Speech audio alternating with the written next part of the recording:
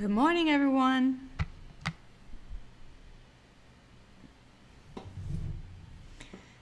I hope you're doing well.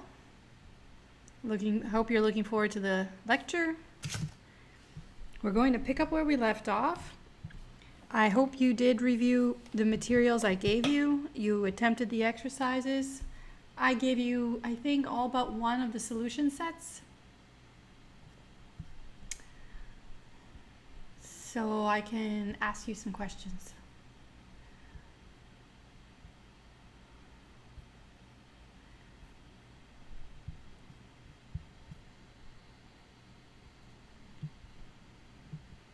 I'm going to confirm which was the last document I gave you. I gave you 3 points. Ooh, these are out of order. I think these are out of order.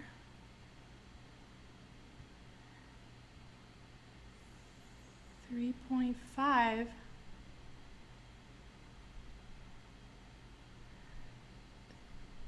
Okay, they're good. 3.7.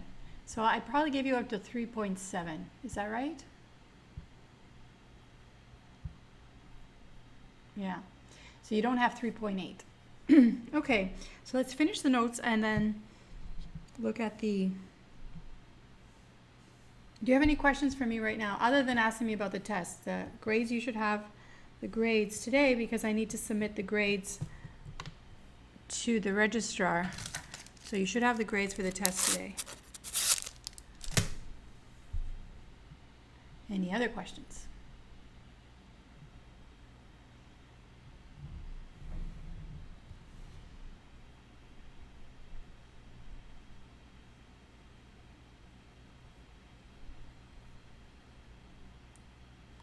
Let's look at 3.7 together. I didn't give you the solutions, right? So you don't know if you did it right. Okay, this is a good one. So let's look at 3.7 together, which is going to be an application of this last topic. That is analyzing projects when you get to pick only one. So mutually exclusive project analysis. So I'm going to get that 3.7 and ask you to pull it up.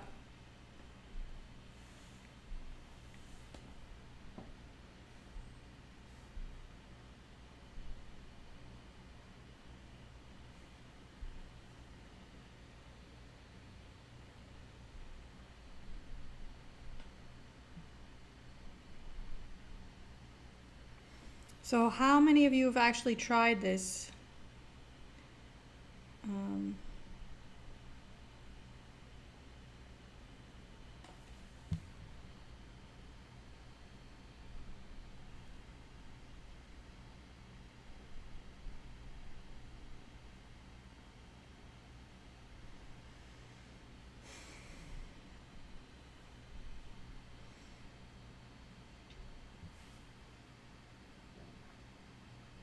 So let's read the problem together. As a student intern for Organics Incorporated, you are asked to determine whether either one or both of two independent projects should be recommended to management. You are informed that the effective annual required rate of return for the project is 10%. Cash flows for the project are indicated in the table below in thousands of dollars, so you can imagine these as larger sums, right? So this is a $150,000 investment, and this is a $4,000 financed project. Notice this is an investment because the first one is a negative and the rest are positive. This is a finance project because the first is a positive and the next are negative. So how do I analyze this? I give you some advice. I mean, I don't have to put this statement in, right? You should be able to analyze it without me telling you. But I want you to use the internal rate of return for the project analysis.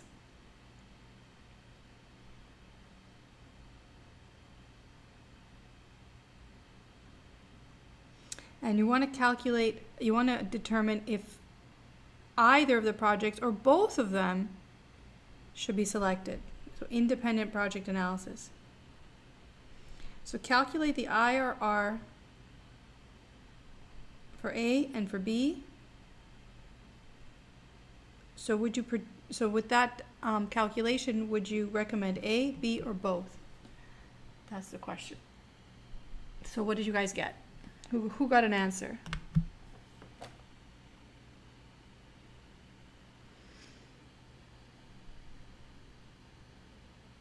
So this is for people who just joined in. This is document 3.7.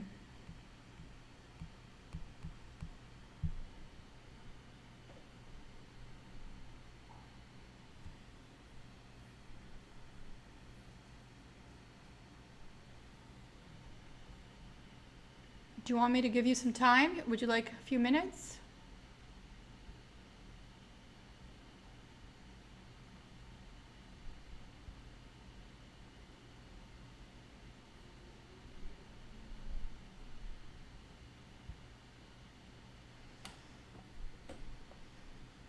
Okay, so let me give you, I'll give you 10 minutes, okay? So get 10 minutes, and at the same time, we'll wait for other people to show up. So you have 10 minutes.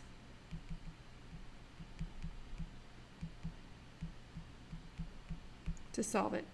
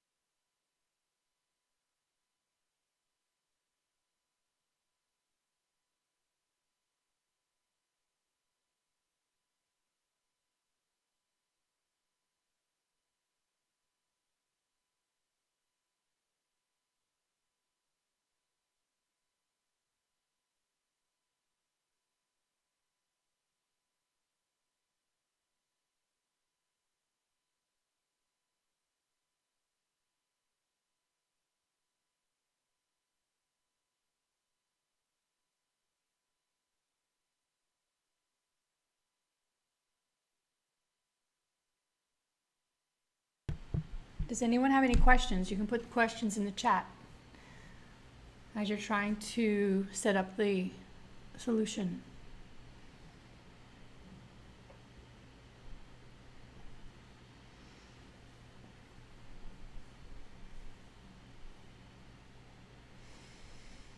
Only half the class is here, but that's all right as long as I see the views are in the 80s or the hundreds.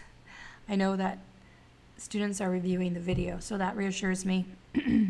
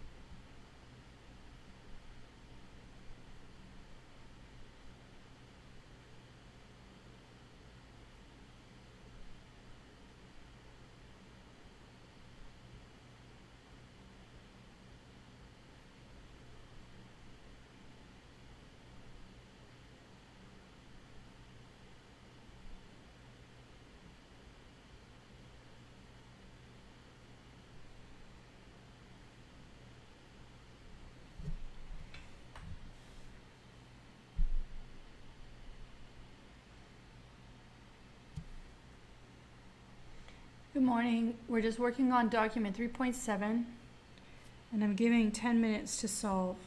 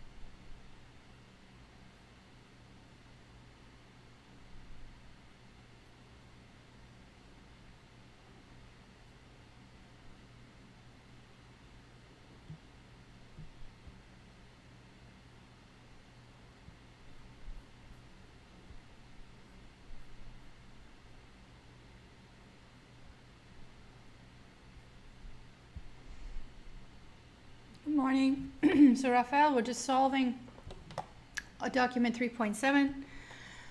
I gave the students 10 minutes, just a couple more minutes, and then I'll look at the solution. Well, actually, I'd like to hear some answers. What did you get? What did you find?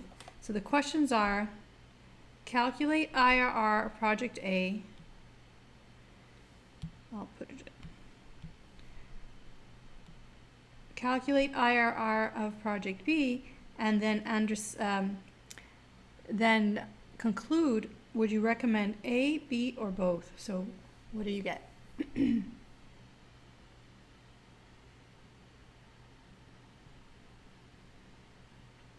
Yes, mathematically, Jennifer, it is possible. So yes, it's the right answer. Now you have to interpret it.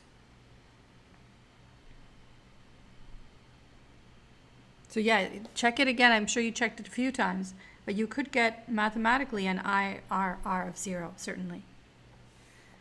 That's the discount rate that gives the NPV of 0.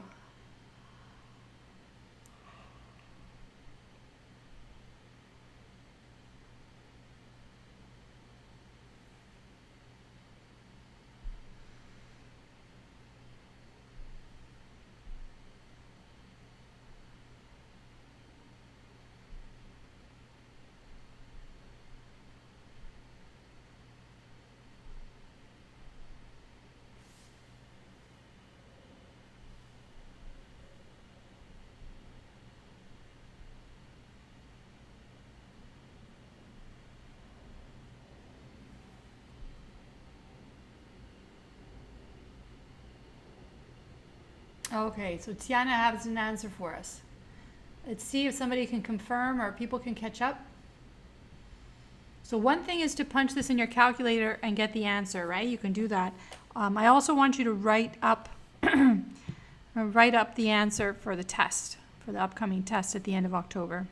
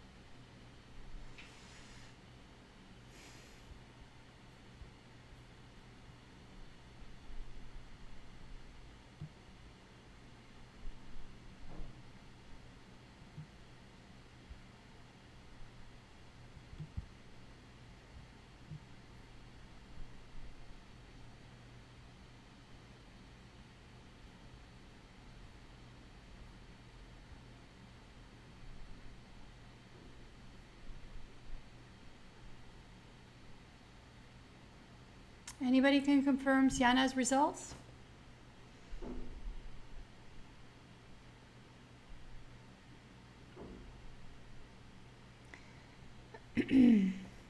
Anybody confused about the results, or they have a different result?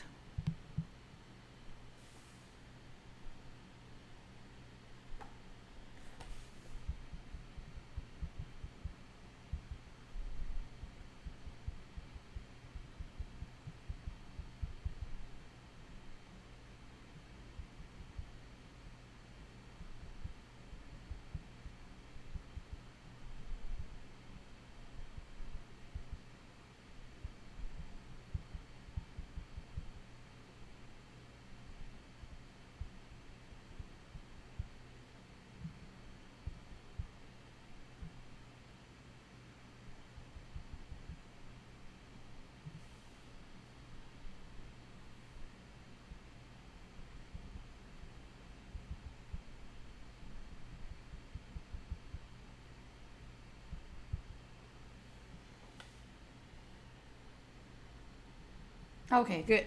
All right, so let's see. These are my calculations. So this is how you write an answer. You need to first demonstrate how you would get the IRR. So here's my expression. It is setting the NPV to 0, putting the IRR as your discount rate, and then asking your calculator to solve, knowing that you cannot isolate analytically IRR on one from. And you see what I do here is I use an arrow, not equals, an arrow, oops, to say then the IRR of A is 7.6347. So that's the result there. Now the interpretation, what does it mean? This project is an investment project, right? Because the first cash flow is negative and the rest are positive, and it's only one sign change. So that means how I interpret it is I interpret this as the as like a rate of return. And I can compare that to the required rate of return, and it needs to be higher. But the required rate of return, or RRR, is 10%, so it's not higher. So we conclude do not accept project A because it's not greater than 10%.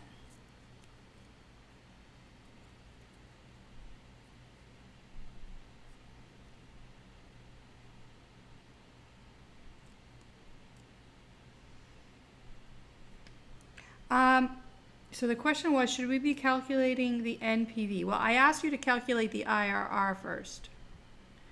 So that's what we did, and we did the interpretation. And we don't have to, like this is the result when NPV is 0. So we know we found the spot where NPV is 0. This works because there's only one sign change. This is all we have to do. We don't have to do anything more fancy than that. Let me write that down. What color? Blue.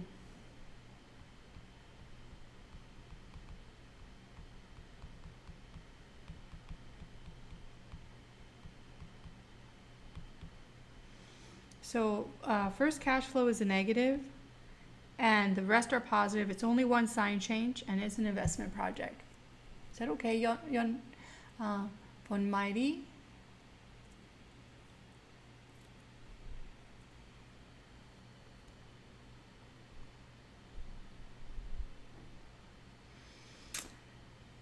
For the next one, same equation, different numbers. So this is the same. And then I use the arrow and I say my result from my calculator. I'm not reviewing how to enter it into your calculator. Hopefully you know how to do that. If you need me to show you, please let me know. So IRR is 0. So that's a little bit, it looks weird. However, this is a finance type project, right? So this is a finance project.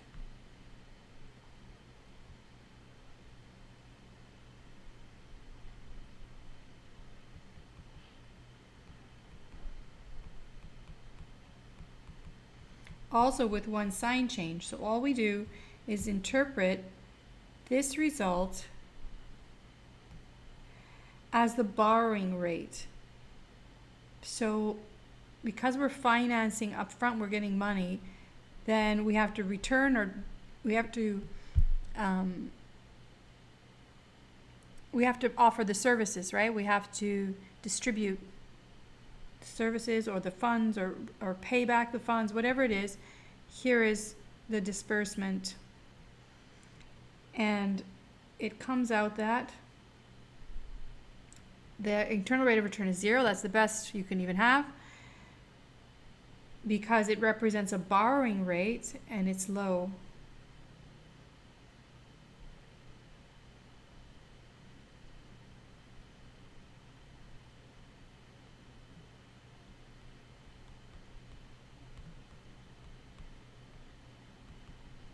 It's lower than 10%.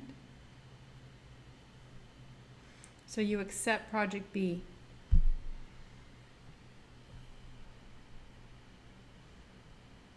So that's because it's less than. Here it was not greater than. That's why we rejected. Okay. Okay, so that's the conclusion. We just evaluate each project all alone using the rule for IRR, depending on what kind of cash flows you're confronted with. Now, if you didn't follow my directions to calculate the IRR and instead calculated the NPV, I would give you, I would deduct some points if this was a test question. And most of the questions I'm giving you, they're old test questions. So you have an idea when you're studying from my materials what the tests are going to look like. So if you didn't follow those directions, but instead use the NPV, you should get the same answer, or the same result, or same conclusion, although your method is different, and I would deduct you a point or so because you ignored my instructions. So if you did this, you got the NPV. The NPV, you see, it's a negative. So that we already know with the NPV rule, all we have to say is that's not greater than 0. So we reject the project. So that's exactly what we did in our conclusion up here. We do not accept project A. For the second project, project B, I calculate the NPV. Notice my formulas, right? So this is the formula for NPV. My calculator gives me NPV. In this case, it is greater than 0, so I accept project B. So my conclusions are the same as above.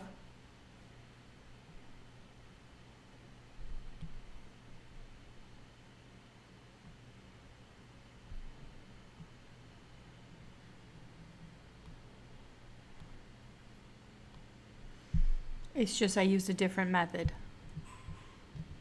They should give you the same conclusion. If you don't have the same conclusion when conducting NPV and IRR analysis, then you need to reconcile that.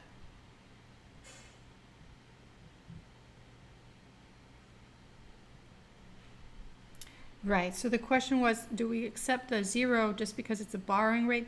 We interpret this result as a borrowing rate because the first cash flow wasn't positive. So it's a finance project. For finance projects, we compare. Let me erase all this so it looks, because it looks messy. I can't. I have to learn how to do that after I've changed colors. No, I can just erase this. Okay. So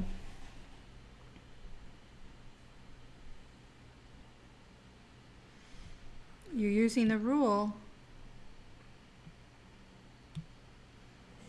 for investment projects. IRR must be greater than the required rate of return.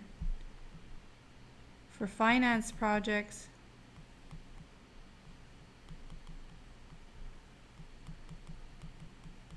it's very messy, isn't it? Let me try that again.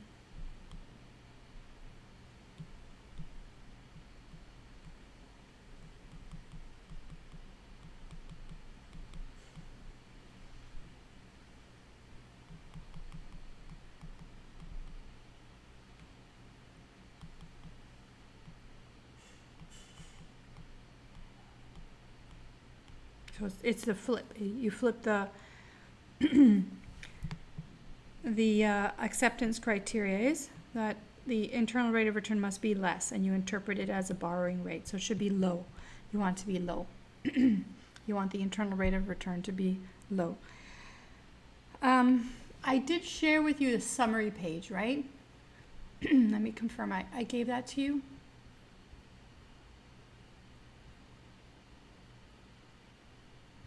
Yeah, 3.2. So everything is in 3.2. So see the document 3.2. Keep that. So keep all your summary documents, together for your tests.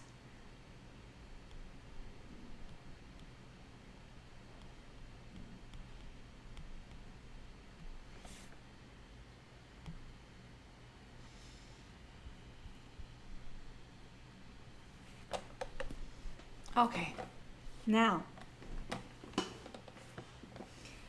any questions before I go to the next part?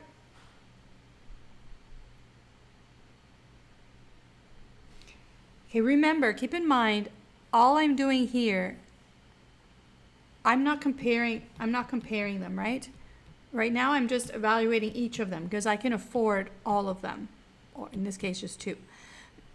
But it turns out this is not profitable, so I'm not going to do A, whether I analyze by IRR or by NPV. The second part of this problem is if you had to choose which one to pick, well, obviously we shouldn't pick A, right? It's just not profitable. We just shouldn't pick A. We should just pick B. But if A was a contender, what would we do? How would we answer this question?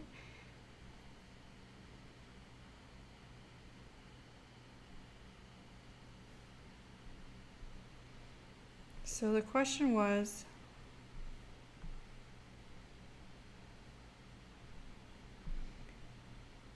analyze projects A and B as mutually exclusive projects. Which one would you pick? So let's say you didn't ignore what you did above, okay? So let's pretend we never did that, if we can do that.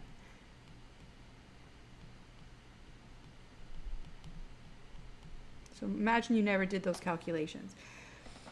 So in that case, I taught you how to compute the incremental project, so reducing these cash flows into incremental cash flows.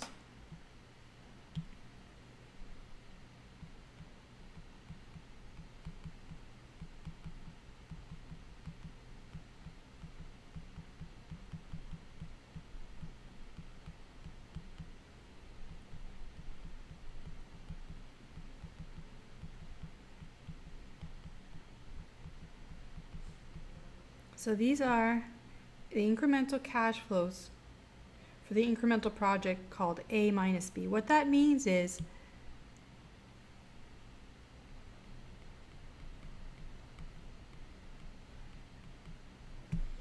okay, so that means A minus B is pick A, not B. Now we're going to evaluate if that's the right thing to do. If this incremental project is rejected, then I would pick B instead of A. So we no longer look at these numbers. We've reduced our cash flows to this set of cash flows.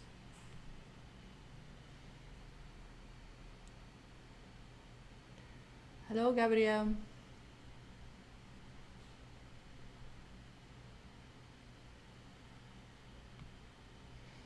Okay, so this is our focus now. So it looks like when we stare at these cash flows, it looks like an investment type project. So the first one's a negative, the rest are positive. So calculating the IRR,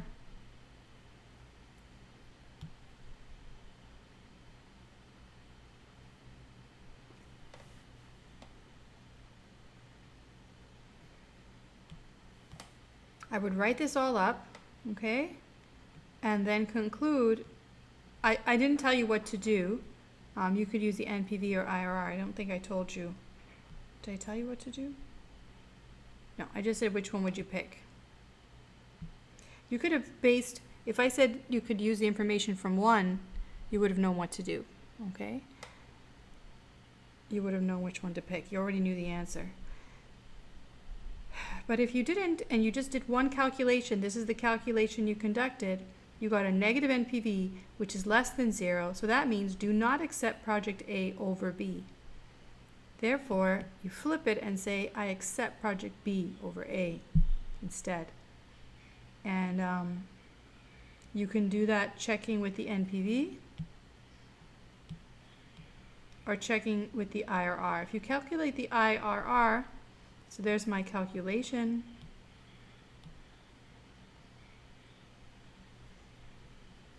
And I use the arrow and I say IRR is 0.3126%. It's very small return. Since it's supposed to be greater than 10%, then we should not accept A over B. So again, the same conclusion as above. Do not accept A over B. Do not accept A over B. So instead, you pick B instead of A. So conducting the incremental project analysis, I recommend, if I don't tell you how to subtract the cash flows, subtract them in the way that the first one is a negative, because we all intuitively, I think we intuitively understand the investment type project better than the finance project. So if the cash flows have a first cash flow that is negative, then you'll solve it a little more smoothly. Like the result will fall out much more easily. That you realize or remember that the internal rate of return must exceed the required rate of return. We interpret the IRR as a return on investment. Okay. Any questions? Was that too much? Was that challenging? Those are the type of questions you can expect on the test. That's an example.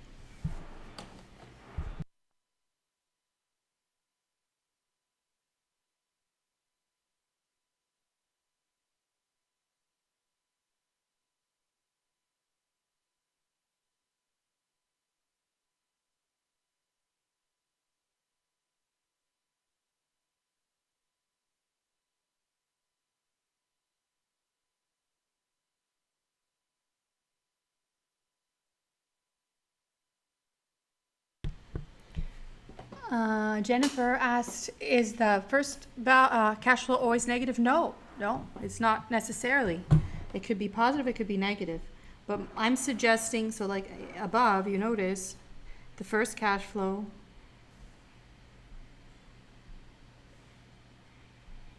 this one was negative, but this one was positive. So the first cash flow doesn't have to be a negative. But I'm suggesting if you have to subtract the cash flows to create the incremental project, subtract them in a way so the first one is a negative. That's my suggestion. So that's why I calculated for the second part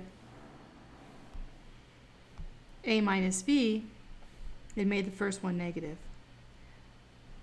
So I just did that naively, not thinking about what I learned in the first part, because I asked you not to, just to ignore what you did in one.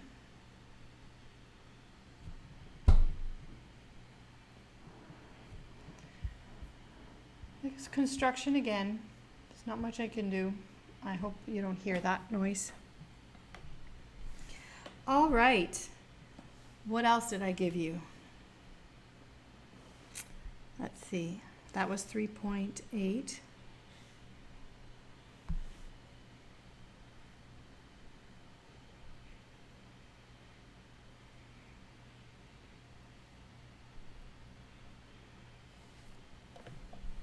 And that's it.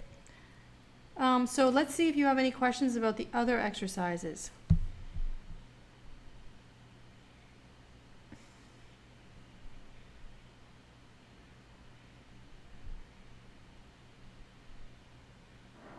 So this is 3.5. Well, I'll send you that solution. I can email you that 3.8, so don't worry. You'll have that.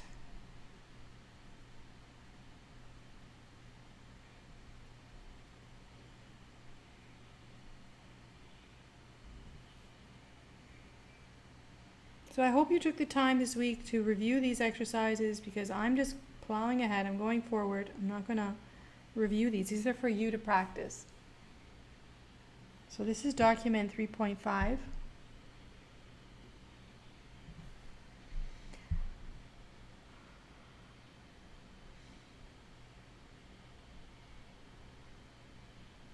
And I gave you the solutions.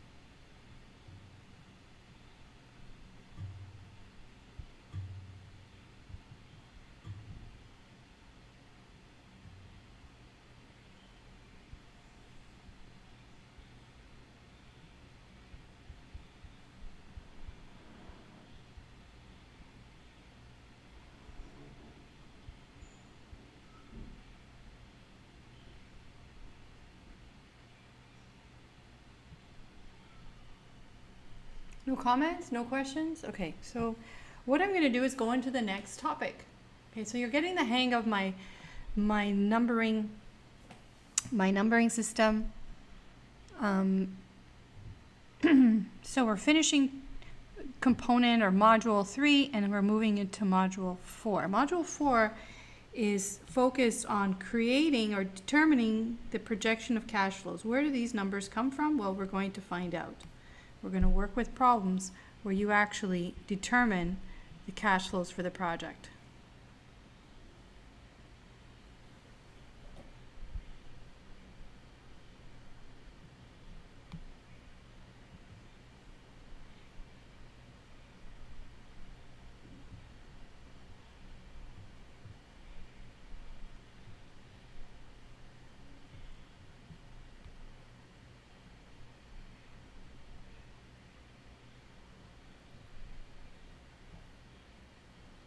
So let's open 4.1 together. We're going to read this case.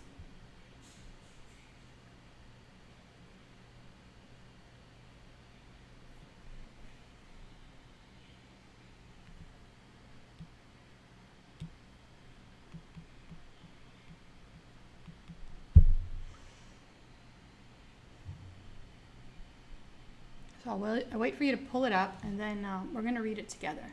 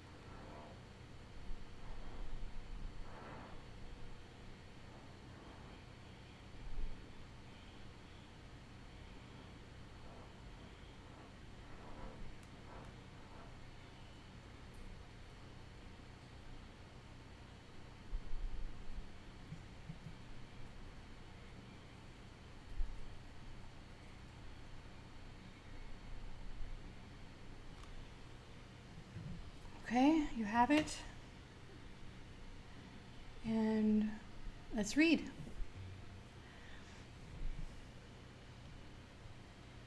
UAir is a hypothetical leading American airline which transports passengers, cargo, and mail to 63 cities in North America. UAir provides jet services to cities located in US, Canada, Mexico, Europe, and the Middle East and the Caribbean. Revenues last year totaled $5 billion. Okay, so that's the introduction.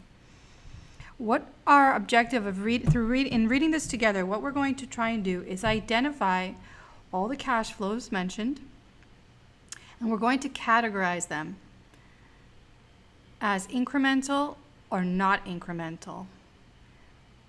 What does incremental mean? So I seem like I'm overusing that term, right? So incremental right now the notion is an incremental cash flow is a cash flow that is a result of taking on a project.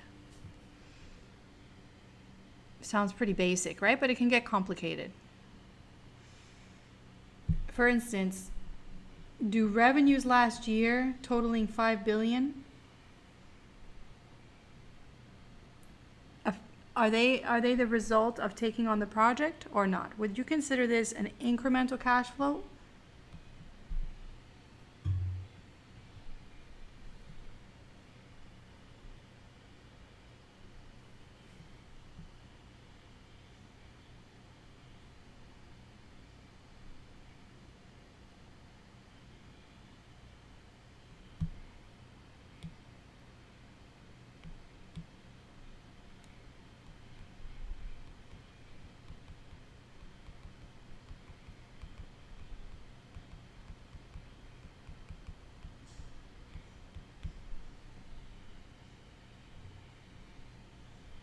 Okay, let's keep reading so you get the idea. I'm going to keep going. No one's commenting. Let's see. Let's continue. You guys can tell me. Okay, so let's keep going. The airline is considering opening a new line to the Bahamas. Last year, UAir hired a consultant to prepare a test marketing at a cost of $2 million. That's another amount. So let's underline all the amounts we need to consider. So there's a 5 million, the 2 million so far. Given the competition in the airline industry, the consultant recommended to maintain the new Bahamas line for only 4 years. Now that's an important number, but it's not a, I'm going to put it in a different color. We need this number. Well, I'll put it in red. We need that number. That's the duration of the project. Her predictions indicate that UAir can sell this many tickets to the Bahamas. Okay, so the project is new line to the Bahamas. So I'll underline that in red. That's the main thing. So it's a new airline, new trip, new destination, Bahamas. They estimate that they'll be able to sell these number of tickets. So this is important for us, don't you think? And the tickets will cost $2,000 each. So let me read that again. The consultant recommends that UAir will charge $2,000 for a round-trip ticket to the Bahamas. So I'll finish the paragraph and then we'll analyze. She forecasts that if UAir chooses to launch the new Bahamas line, it will compete with its flights to other destinations in the Caribbean. As a result, UAir will lose sales of 100, 200, 400, and 300 round-trip tickets to other destinations in the Caribbean during the first, second, third, fourth years of the project. The estimated average round-trip ticket price to UAir Caribbean destinations are $2,000. So put it in green for money, and money. Okay, so question. Is this amount an incremental cash flow, the $5 billion revenue last year?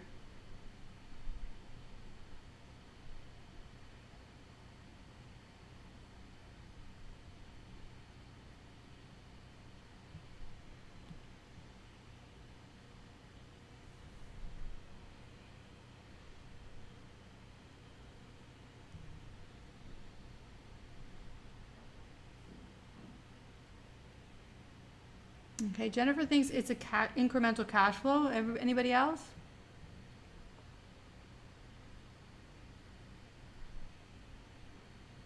Juan thinks it's an incremental cash flow. Who else thinks it's an incremental cash flow? The revenues last year.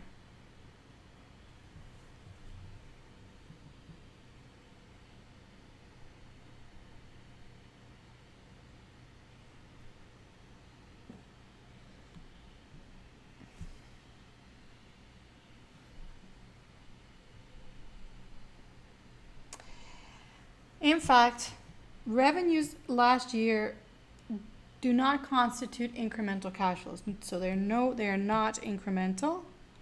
So I'm going to just erase that, okay? And I'll make a note. Not incremental cash flows.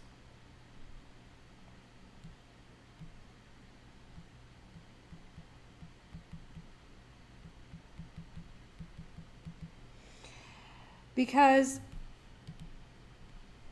whether or not I take on the project, these were the revenues. It can't change the past, so no. Exactly one. Right. Okay, so let's continue. The other amount, the $2 million.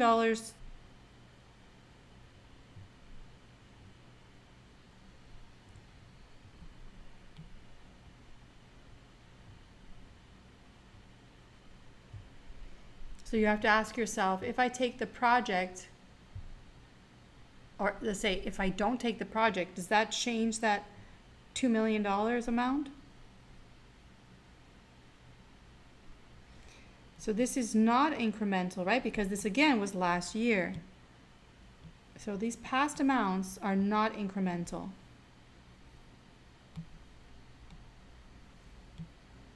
I can't erase it. So this is not incremental. So I'm going to make a note in red. Not incremental. Do you guys know the name of these amounts? Do you know any terminology that you learned about these kinds of cash flows?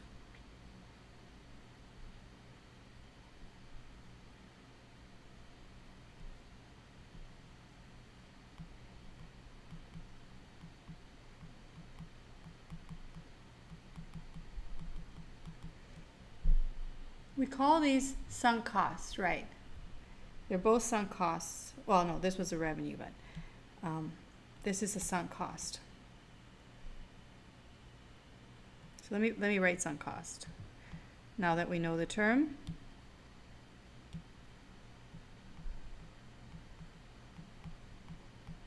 Let's continue. Given the competition in the airline industry, the consultant recommended to maintain the New Bahamas line only for 4 years. Her predictions indicate that she can sell these amounts of tickets at $2,000 a piece. If I put these together for the total amount, what would we call that? What would this be, and is it incremental?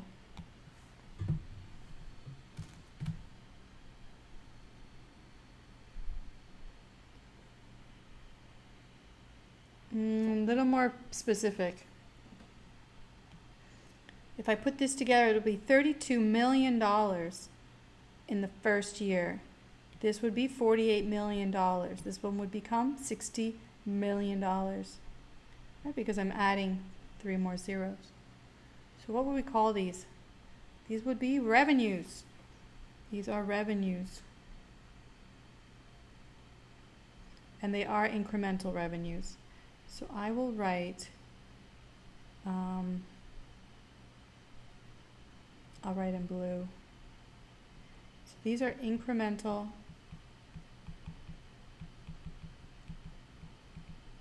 revenues. So I would have to put this together with this.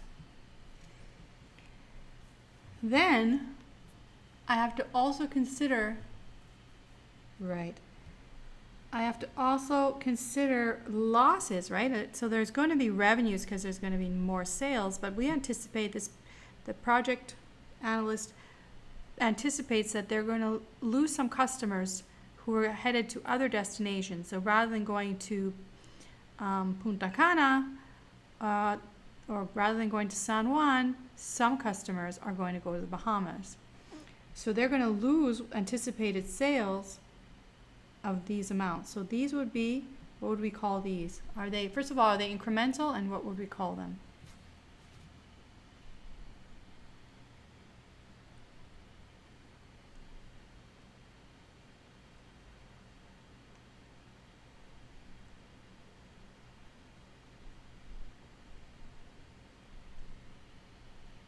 So this is what we're going to do for the next week or so.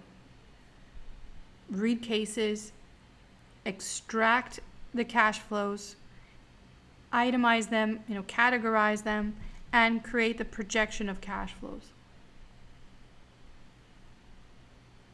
So what do you call this? What name should we give this?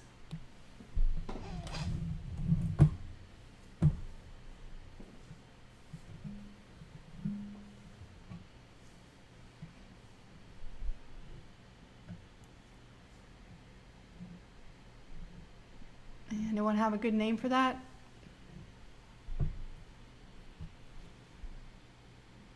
Okay, so it's not exactly a cost or expense, right? So we're not going to use that. It's a loss, but how do we, what terminology should we use? It's not a cost, okay? It's not a cost because it's a loss. It's lost sales anticipated. So we need to give it a special recognition. The term that we will use is side effect. So this is the side effect. So these are going to be incremental cash flows.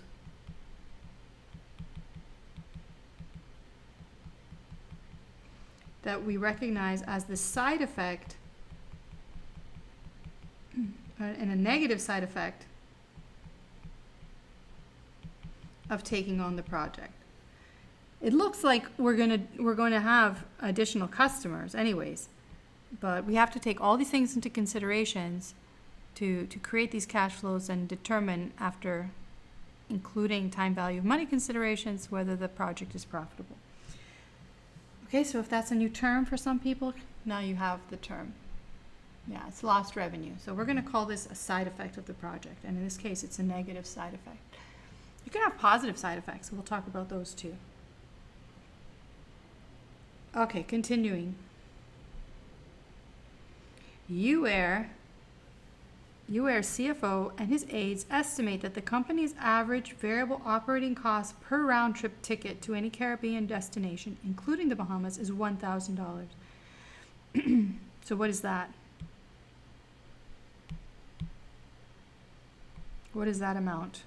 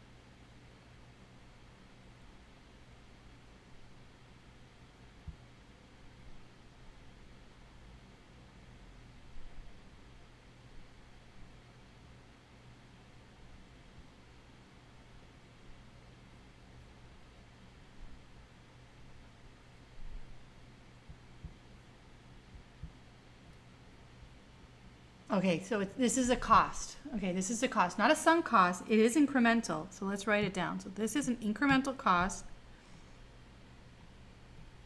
This is an incremental because it's as a result of taking on the project, we have these, we're going to have this additional operating cost for the new flights, right? So we're going to consider this as an incremental cash flows are going to come from here, and they're going to be both for incremental costs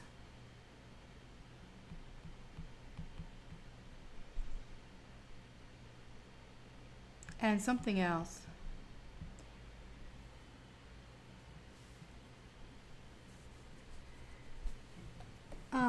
So there's going to be $1,000 that will have to be spent to operate those flights. So these additional flights will will earn they'll earn you air $2,000 after you have to consider net of 1,000. So really, they just make $1,000 on those flights. Okay, so that's going to be a cost. Now, what about these? We're going to lose sales. So we're going to lose 2,000. Are we going to lose 2,000? How much are we going to lose because we lose, if this is our company, you know, UAir, how much are we going to lose by losing these flights per flight?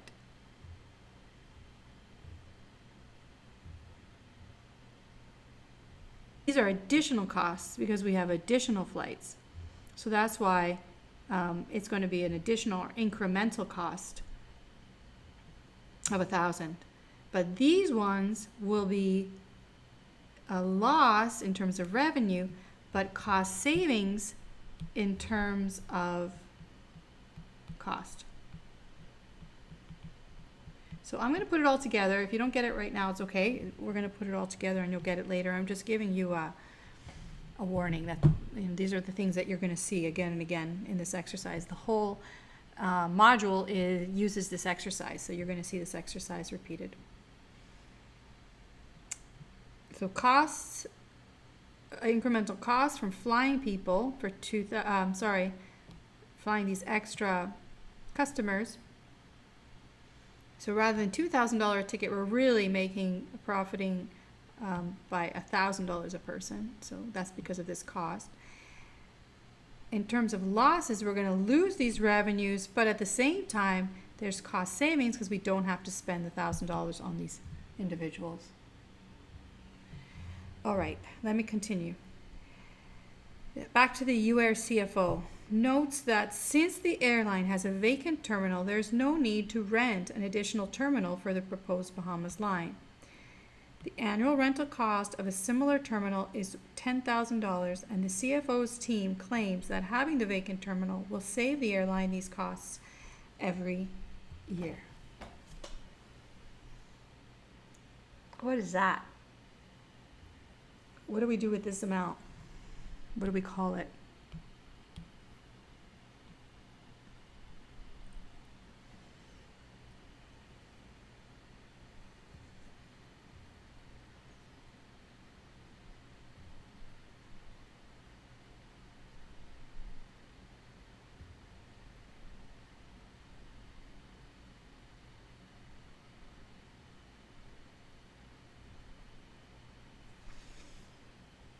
Very good.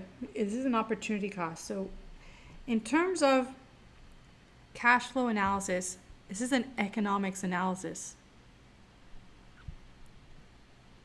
Okay, so this is different from an accounting analysis. This is Tiana's asking about the savings. Yes, there's going to be cost savings because we don't have to fly these people anymore. I mean, on the one hand, we're losing these customers, but on the other hand, we're saving some money here that we would have had to spend. That has to go into the calculation as well. Okay? So back to this. We call this the opportunity cost.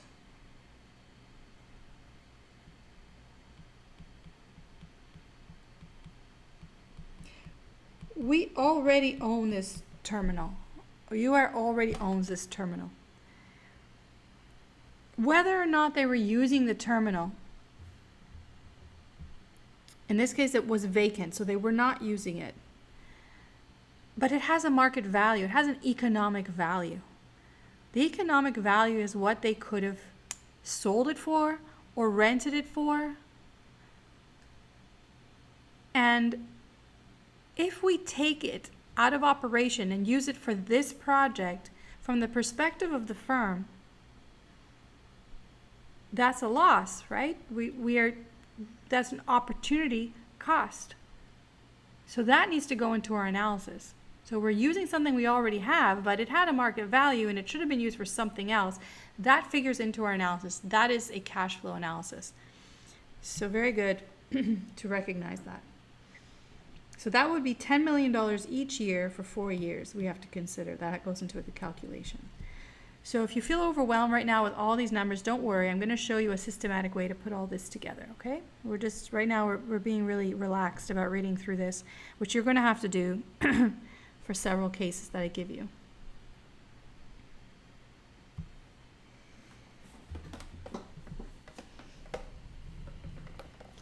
All right, questions?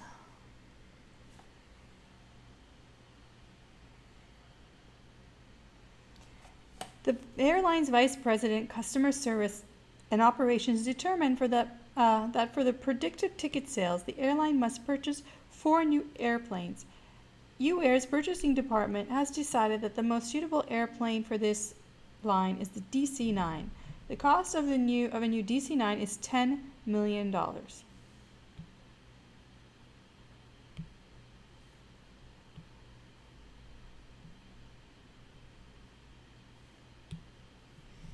$10 million.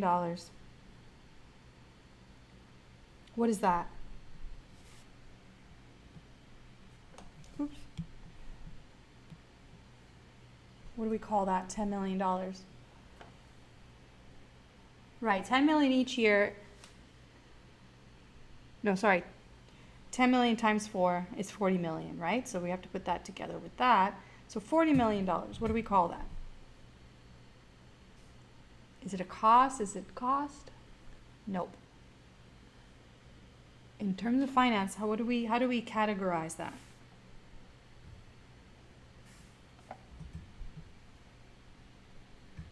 It's an expense, but how will we include it in our analysis?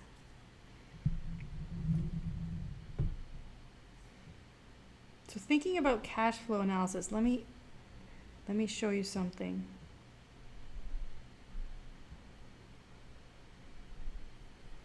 Just for an instant, I want to show you, what do we call this?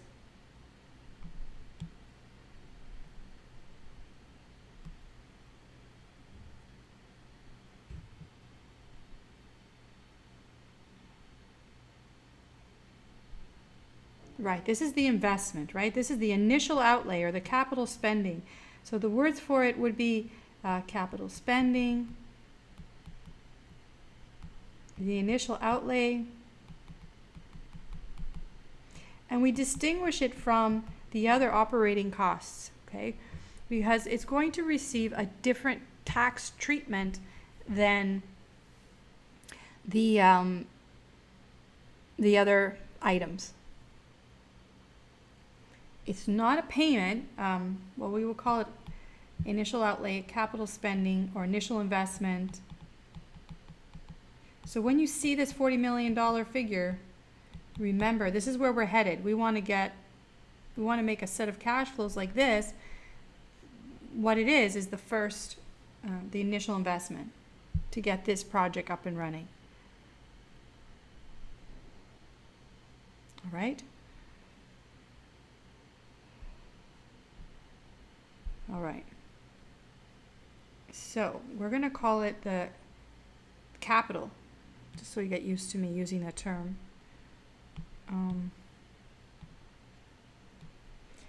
So 40 million is the capital spending. And you guys can add the other terms to it. Initial outlay, initial investment.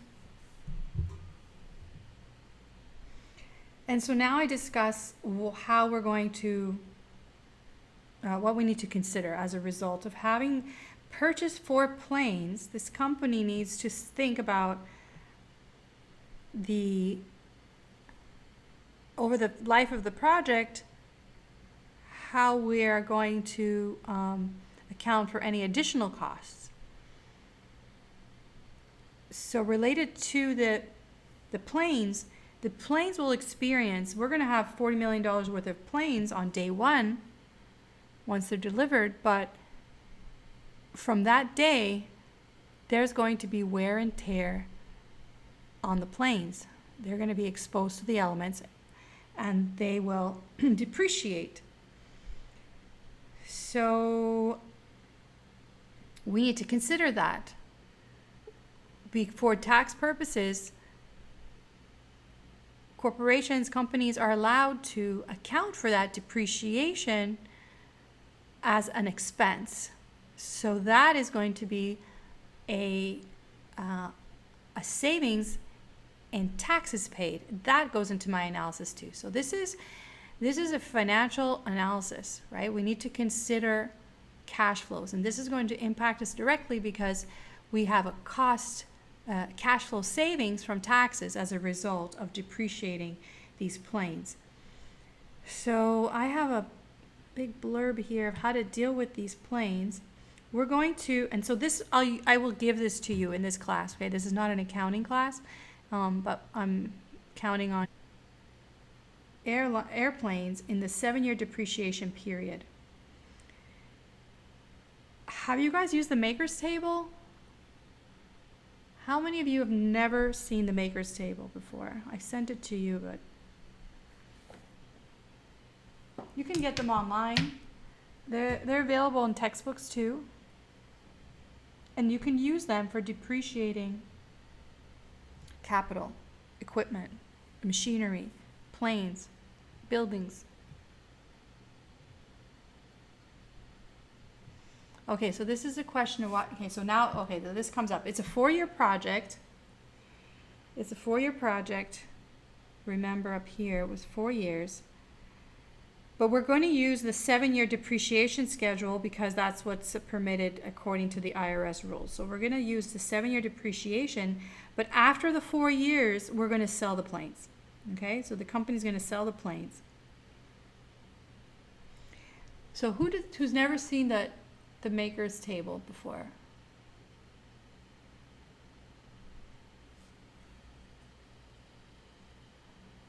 Who doesn't know what that is? I know you're identifying yourself, but I need to know.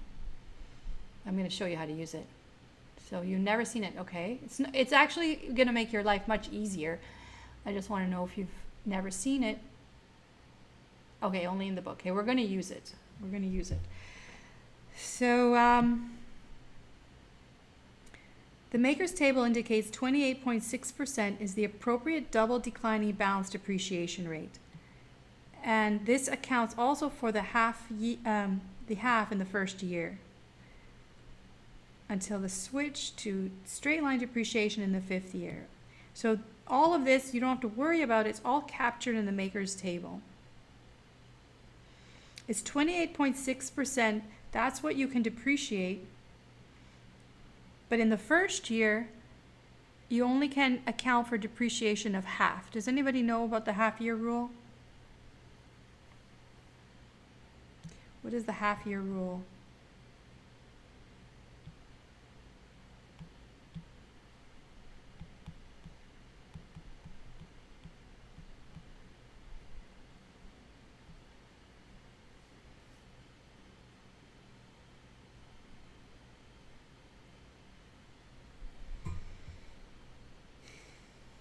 So the government has developed a very complex tax code, but there are some principles that there's a lot of principles that it's included. Okay, and one of them, recognizing the incentives that are created and trying to correct for those incentives, is the half-year rule for depreciation. Without the half-year rule, a company would go shopping on December 31st for all their supplies. So that in the following year, so in 2021, we could depreciate for the whole year items that were purchased on December 31st, right? And that way you'd have new items, you'd have brand new computers, brand new equipment, brand new office furniture on January 1st, but be able to declare a loss because of wear and tear and depreciation for the whole year of 2020. So to remove that incentives partly, you can only depreciate for half of the year. You don't get to depreciate the full amount in the first year.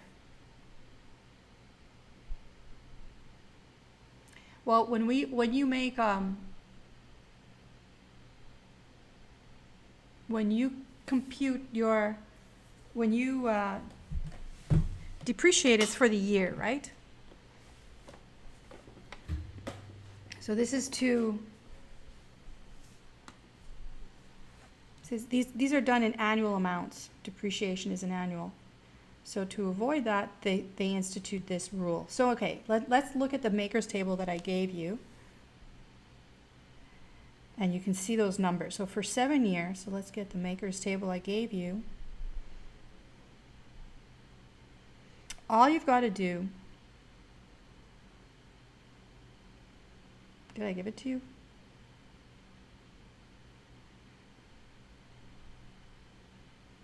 I thought I gave it to you. Makers 4.0, okay.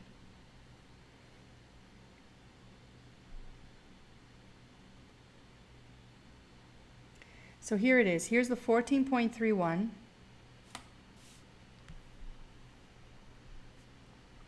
And they've sorted out the calculation for you for the, so in the first year it's half of 28.6. And then it uses the, it adopts all those criteria I outlined, okay? So this goes back up and then it starts to decrease and decline.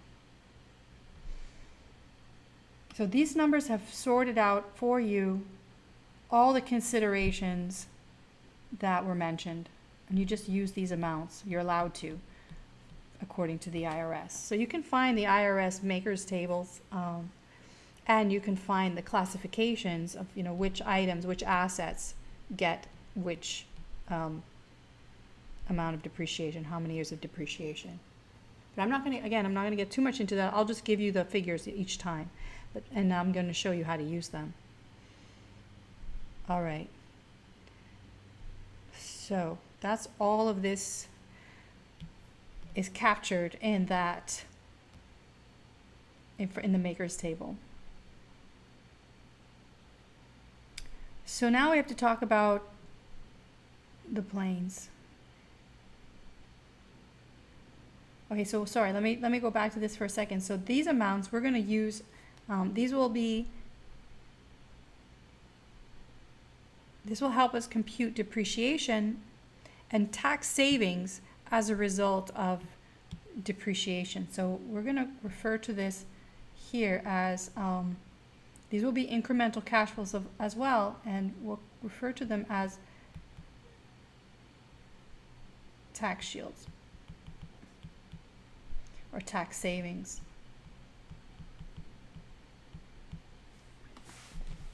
I'm going to write that there, okay?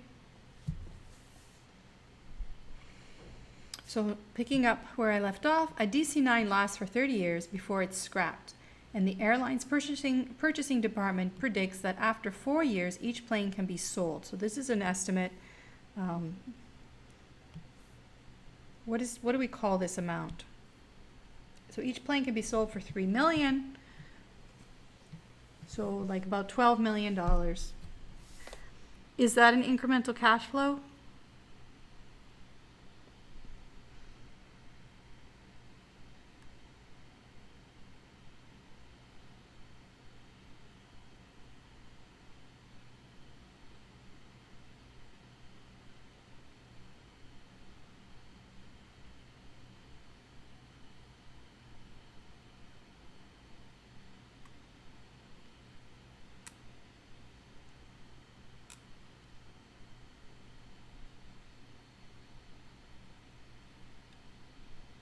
Is that an incremental cash flow? And what type of, if it is, what type of, what do we call it? How do we classify it? Right, so they paid $10 million a plane, and then it depreciates in value, and you account for that in the books, leaving a book value, but here is the market value. This is the market value that, again, look at all the things we have to assume here, right? We're assuming we can sell it for this. So we have some idea that we could sell the planes for market value of $3 million each. In the meantime, we profited from, we're going to find out if we profited by using the planes. And we're going to ultimately try to figure out, is this worth it? We're going to put all this together to figure out, is this project worth it? So what do we call this? Does anybody know the term for this? First of all, is it a cash flow, incremental cash flow?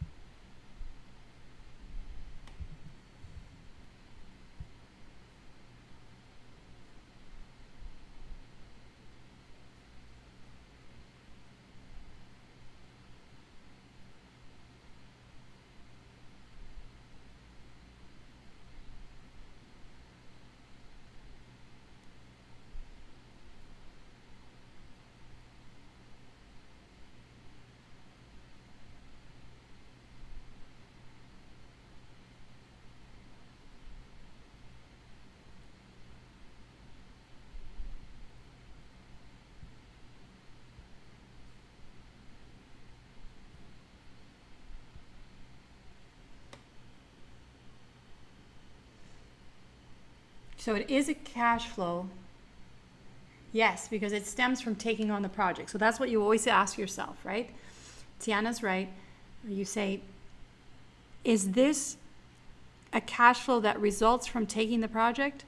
Yes, so it is an incremental cash flow. So what do we call it? This is called the salvage value. This is called the salvage value. Okay, so that's the salvage. All right, then I tell you that UAir tax rate is 40%, so that's the corporate tax rate. And let's continue some more. One last thing here to mention. The CFO's team predicts that the proposed Bahamas line will require the following levels of current assets and current liability items during the life of the project. So what this is saying is, remember timelines, these figures are always for end of the period.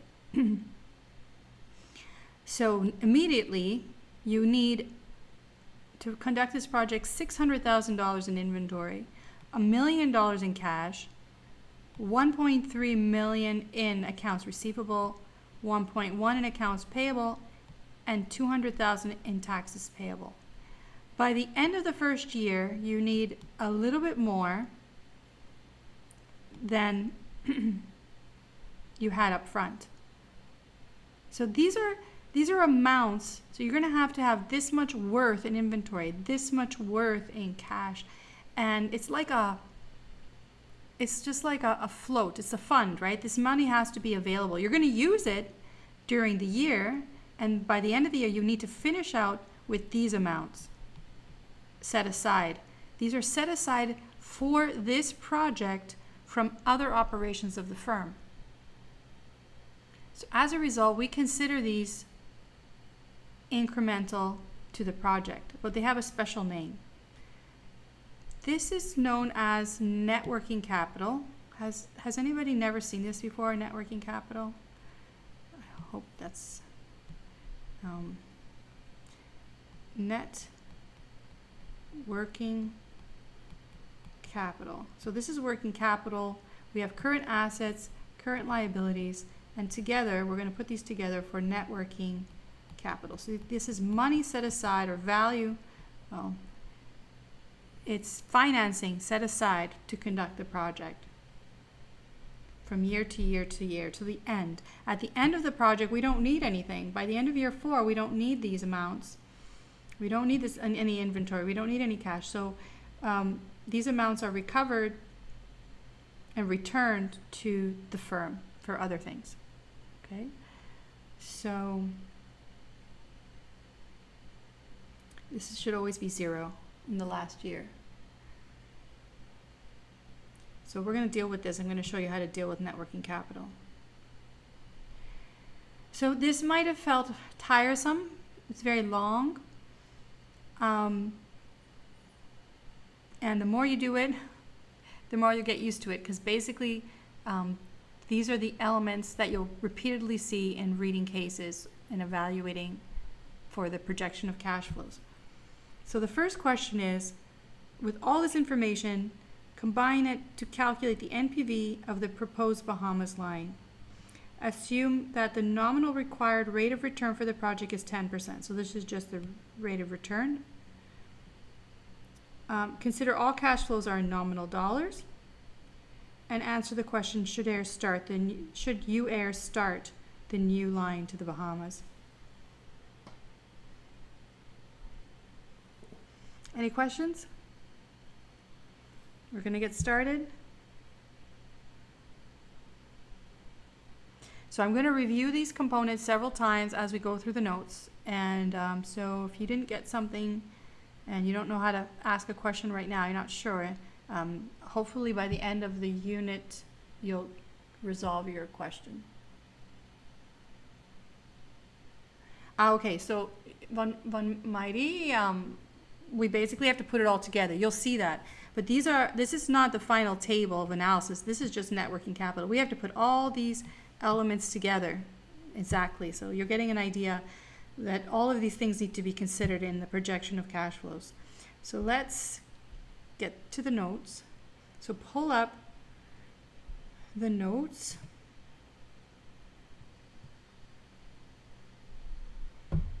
We have an hour to go, so we could probably finish this.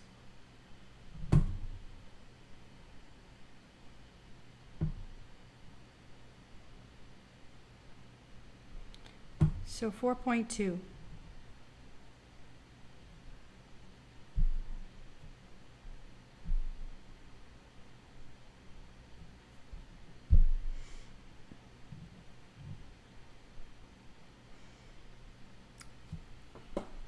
For anybody who wants to know, this is chapters in the text. We're still working with chapters 5 and 6.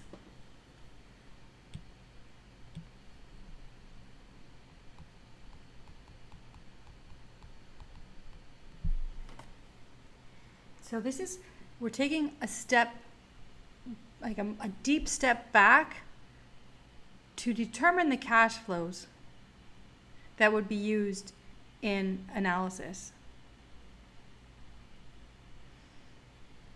You know what I realized? I didn't finish the other notes. Okay, so let's, I don't know how I didn't finish the other notes. Okay, let's put this on hold. I have to finish the other notes first, right? So this is where we're gonna head next. You'll see that we'll be repeating ourselves. So let me finish the other set of notes. There's a couple things to say there. And then we'll continue here. I want to pull up and finish here. So I did this last class. These are the notes. All I wanted to say here was, talk about capital rationing. Okay, so let me just do this before we get into projection of cash flows. Sorry, I got excited.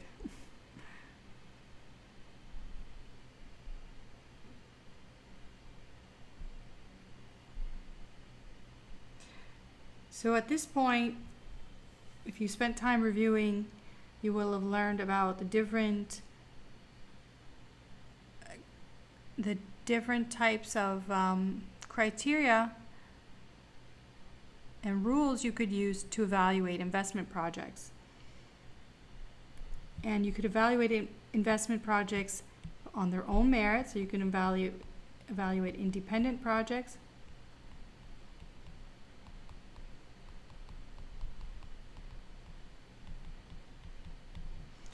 You can evaluate projects having to pick one. That's known as mutually exclusive project analysis.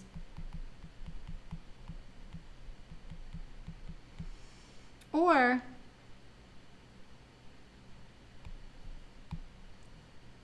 what we're going to talk about now is capital rationing. Capital rationing is exactly how it sounds.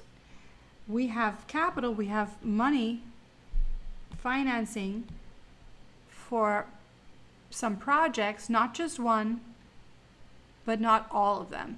Okay, so here are 3 projects, and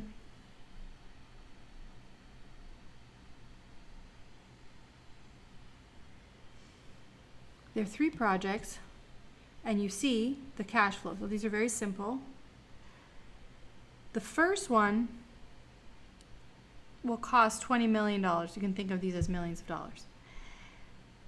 The second one will be only 10, and the third will be only 10. So you have to choose which ones.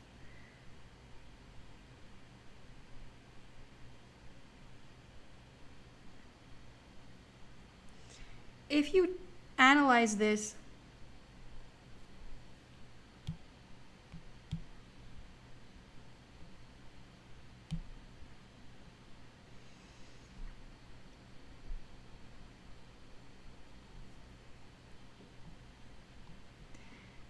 let's say we analyze using the NPV. Project 1's NPV with 12% discount rate would be 50 million.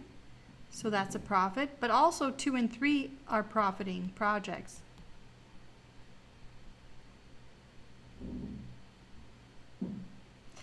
Looking at the NPV, which project should you pick?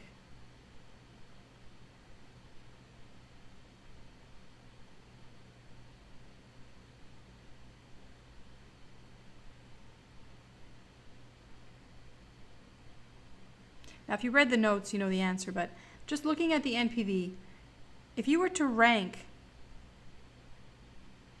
the NPV results, does it help you determine which projects to pick? Okay, so it looks like 1, right? So if you use the NPV rule,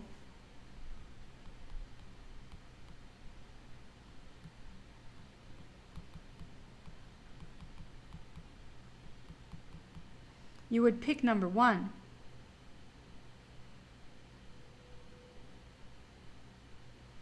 However, and I only presented 3 projects, you might have 30 to choose between.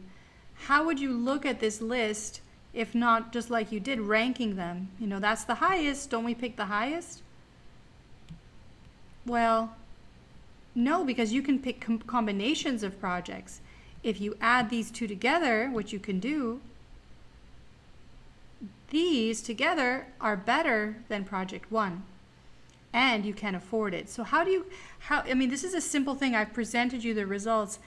How would you see that result in an immediate way if you had 30 projects to choose from?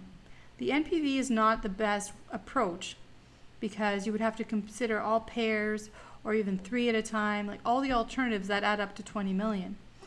It turns out that the profitability index rule immediately tells you the right answer. By ranking, so these are the profitability indexes, which were computed by taking the present value of future cash flows divided by the initial investment as a positive to get these numbers here. And this shows you which one is the best. If you were to rank these, the best one would be the top one. And then you realize that you have still $10 million left, so you could afford the next one in the list. So ranking PI for capital rationing is the best approach.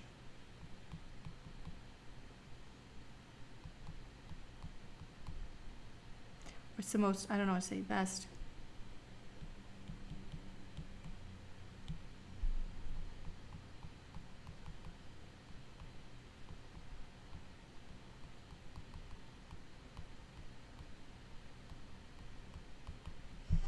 Did you follow my logic? You can still see the same answer with NPV, but you would have to be adding these together, which is easy if you only have 3 to choose from. But if you had 30 projects, you wouldn't be able to see that right away. But with the PI, you would. It tells you the best bang for your buck project. And that's how you can tell which ones to pick. Okay? So PI, the profitability index approach, has its merits for capital rationing. It's very easy to determine which projects you should choose among a list of many. So the final slide is about what CFOs actually do. What do they use? When asked in a survey, it's clear that the internal rate of return, because of what it gives you and how little it demands from the analyst, it's the most popular of all the methods.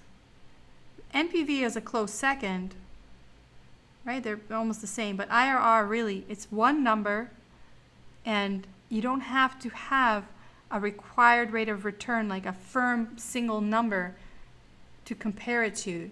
It can give you a broad range of possibilities for acceptable projects. So that's why IRR is very popular. NPV is a close second. And then a distant third is the payback period rule, which, despite the fact that a financial analyst, CFO, should be using a time value of money, it's just a handy number to communicate. In so many years we recover the costs. So that's a handy method. And the discounted payback period rule is it's just a little more tedious, right? And for the purposes of the payback period rule, probably it gets used with one of the other two anyways. So discounted payback period rule isn't used, not so popular. And despite what I showed you about the PI, it's not popular. Maybe CFOs aren't aware how it can be used, or maybe they're just content with communicating the internal rate of return as a return on investment, and that suits their purposes just fine. So there you go. That's the evidence in the literature. Any questions?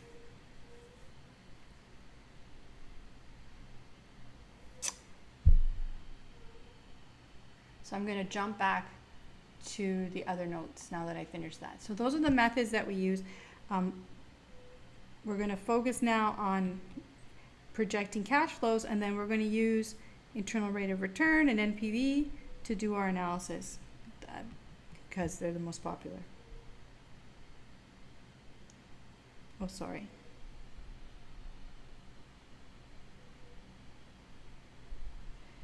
Okay.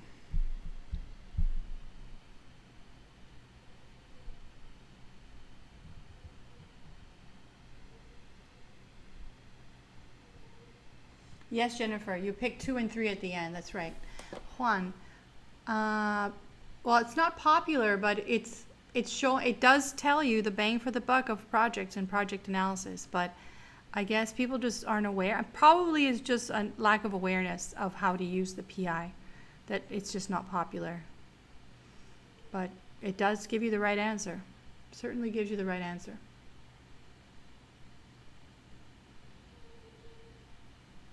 Okay, so what we're doing, we went from the beginning of the course where we were learning about time value of money, and we learned how to value securities like stocks and bonds, and we learned how to value alternative investments with mixed cash flows, right? We learned about annuities. We learned all of these things to value alternative types of securities.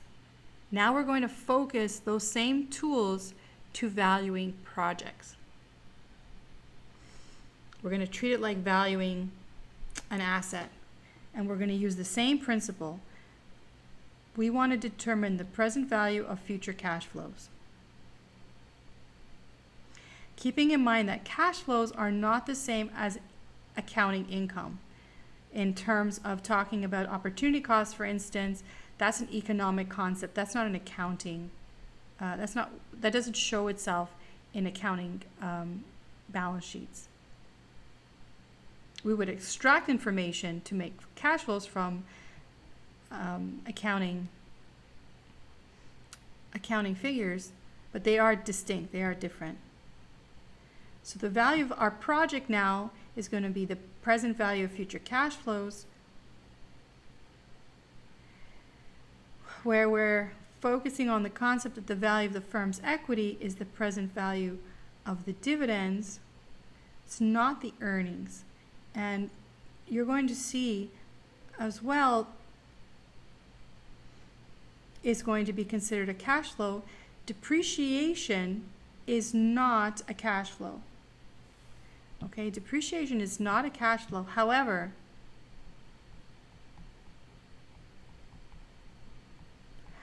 in the big however, tax savings resulting from depreciation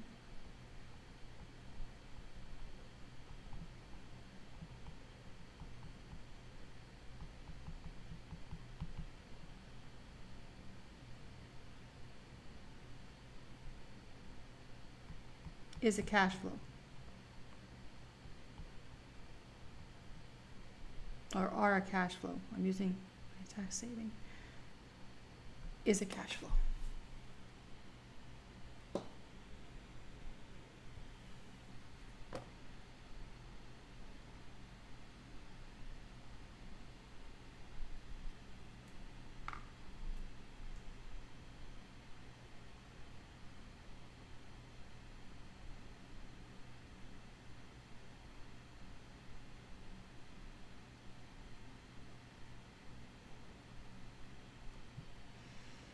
Okay.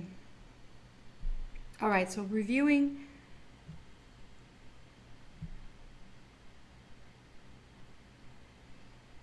So to compute the NPV of a project, we should only use incremental cash flows. What is an incremental cash flow? It's a cash flow that occurs as a result of accepting the project. It's not a cash flow if it occurs independent of that decision. So, for instance, sunk costs are not incremental cash flows. For example, marketing survey done 2 years ago, or research and development expenses from last year, even revenues from last year. Those are all not incremental cash flows. These ones are considered sunk costs. Operating costs, like the one in our case, opportunity costs, did I say operating? Opportunity costs are incremental cash flows that need to be considered. In our case, it is the vacant terminal that we need to consider for its economic value and the lost value of using it for the project. Similarly, if a machine is required for a new project, but it's found available in some warehouse of a manufacturer, the opportunity cost should be considered for that. Or if an office building is already owned by a company and it was vacant or it was being rented out and now it's going to be used for a project as well, the market value needs to be considered as an opportunity cost in the analysis.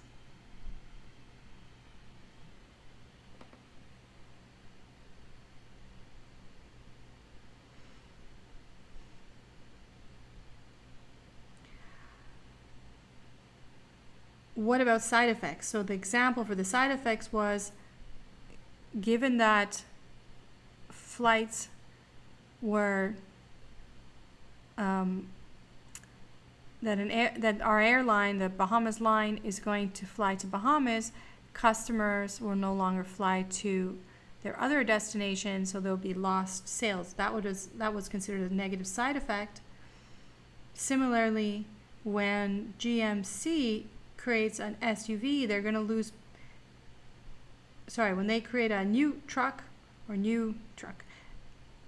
the target market customers who are buying trucks like SUVs will no longer buy those SUVs. They'll go and buy the new truck, so they have to consider lost sales that were anticipated as a result of taking on this new project, the new truck.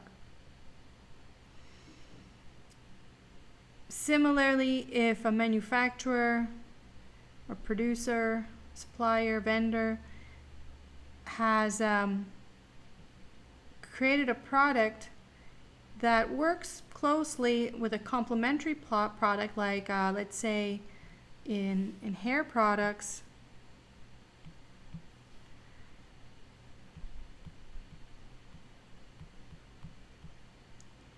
let's say a shampoo, a new shampoo or shampoo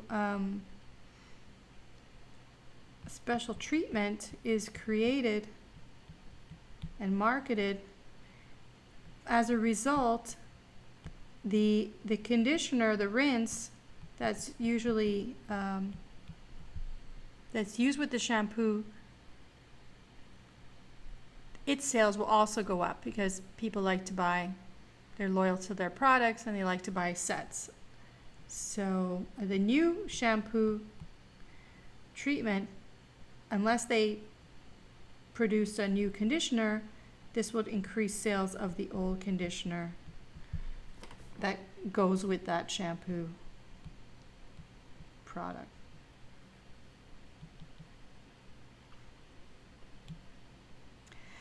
And this will come up in the cases that we're going to review in this class.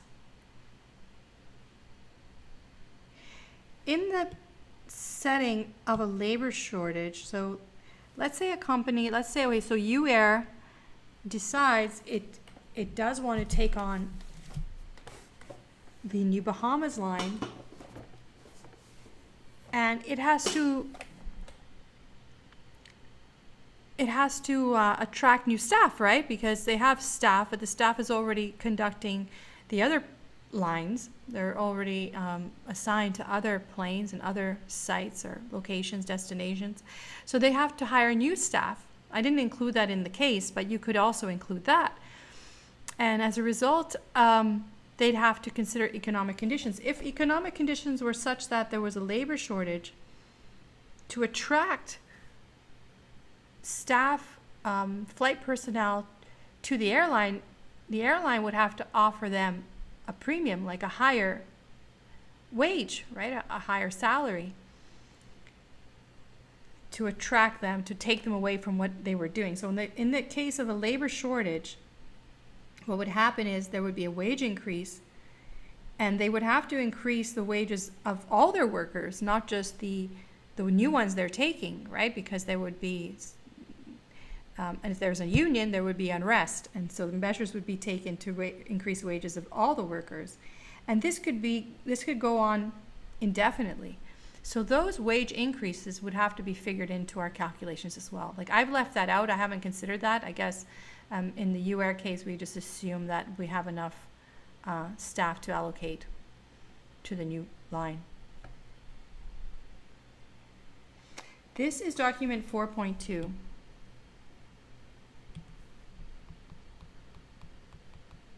Oh, yeah, it should be 4.2. Do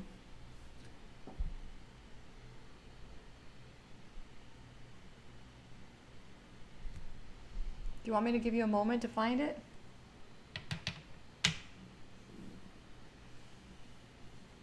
I did send it.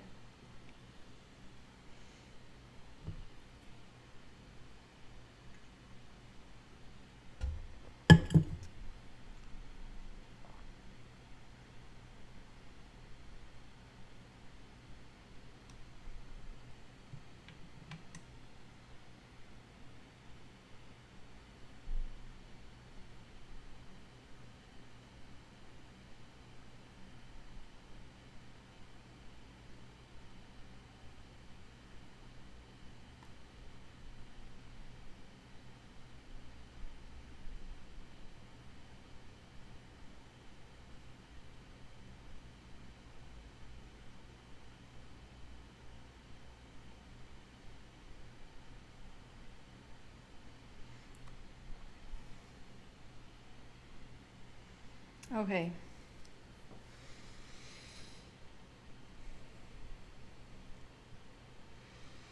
Then there's the concept of allocated costs. Any allocated costs are only incremental if they're due to the project. Okay, so I give you an example. The cost of a new library and a research institute will be $100,000 this year. A different proposed capital budgeting project will increase firm revenues by 5% this year. Should $5,000 be reviewed as a cost of the project for its share of the library? Well, this should only be the case if... All right. Remember our discussion about discount rates. So this is a review. This is a review of the impact of inflation.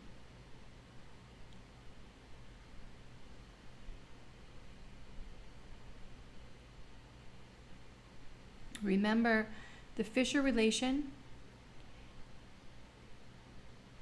is such that it's a growth rate effect between real and nominal rates, where the real rate is determined by supply and demand in the capital markets. It's the cost of borrowing.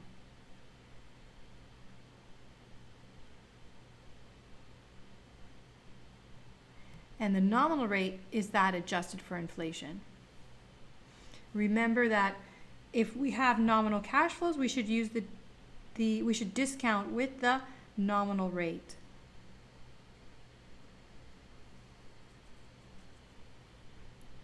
If we have real cash flows, we should discount with the real rate. And I told you that unless I say otherwise, you're always doing this. It's the cash flows you're given are always assumed to be nominal, and the discount rate you're given is a nominal discount rate.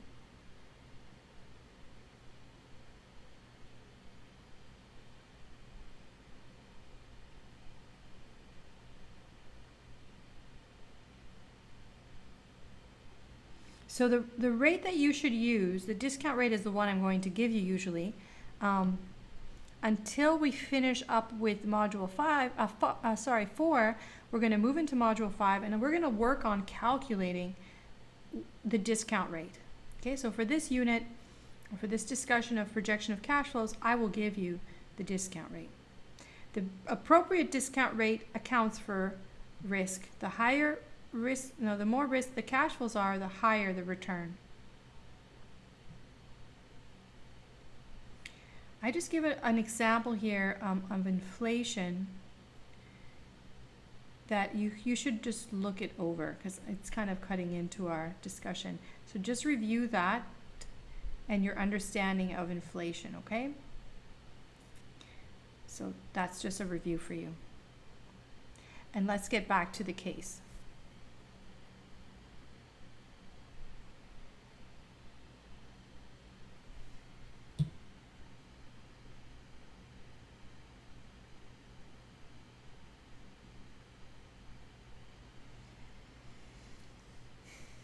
What we want to do to calculate, to create the projection of cash flow, so to determine the cash flows at the end of each year so that we can calculate the NPV and evaluate the project, what we need to do in each year is determine net operating cash flows. What are net operating cash flows? Revenues minus expenses, operating costs, minus taxes. This is net after-tax operating cash flows.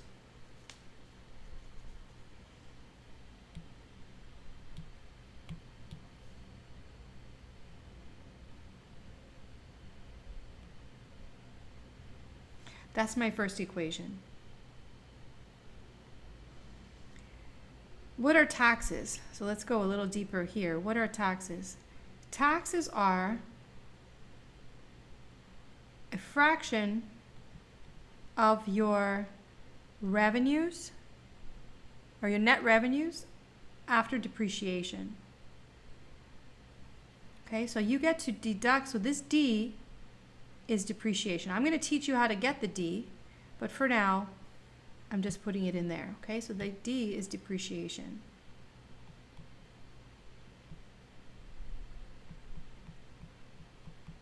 in each year. Everyone okay so far?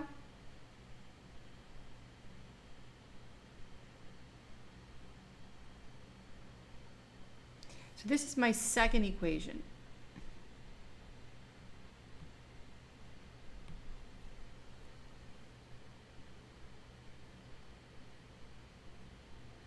So I'm going to insert this one in here and get the equation below. Is everybody okay with this?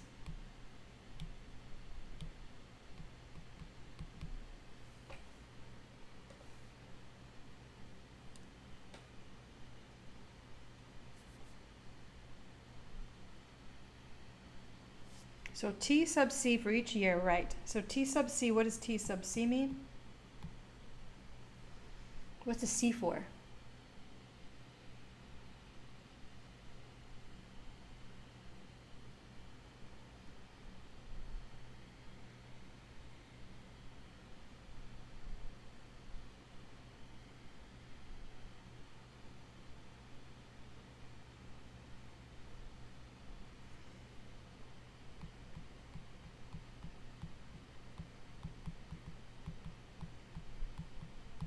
Corporate tax rate. Okay, so TC is corporate tax rate.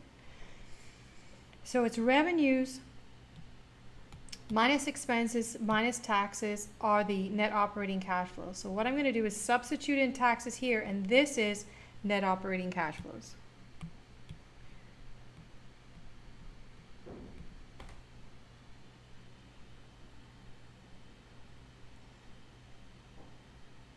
Can you guys tell me if it's okay? Can I see 5 people tell me it's okay? And honestly tell me?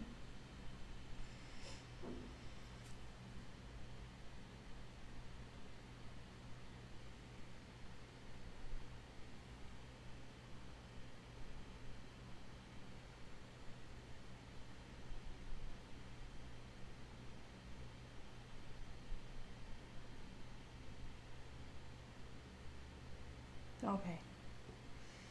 Now,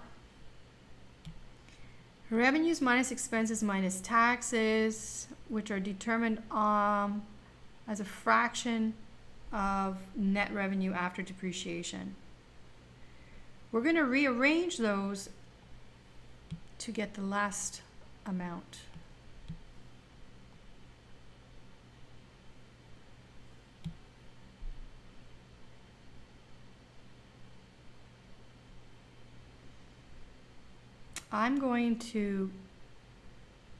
I want net revenue. Net revenue is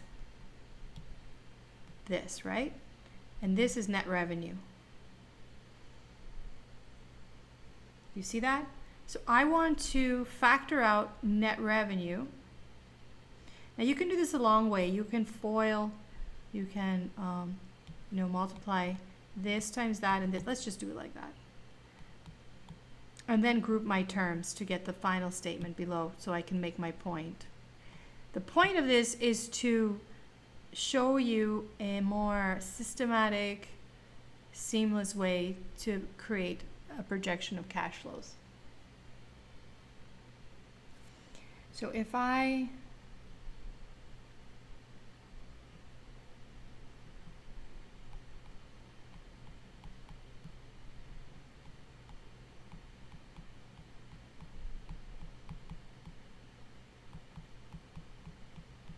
Is everybody okay with that?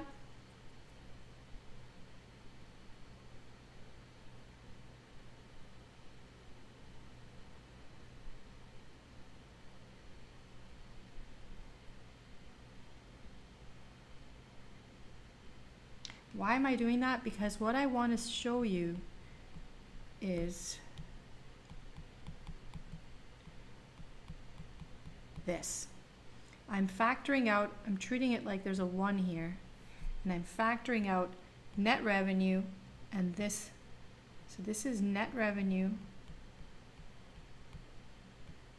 and this is a statement of after tax. So if the tax rate is 40%, then after tax would be 60%, and it shows you what fraction of net revenue you retain plus this. This has a name too. This captures the tax savings that result from depreciation. All you have to do is take your total depreciated amount, multiply by the tax rate, and that shows you, that demonstrates how much tax savings you have. So this is the truth for any kind of claims or expenses. This is a tax savings that it generates. So this is called the tax, we're going to call that the tax shield of D. Everybody okay?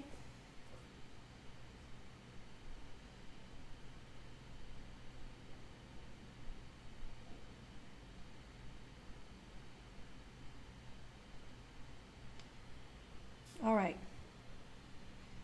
So that's just what's here. So this is net operating cash flows that you see as two components: earnings before depreciation and taxes after taxes, plus a tax shield of D. So this is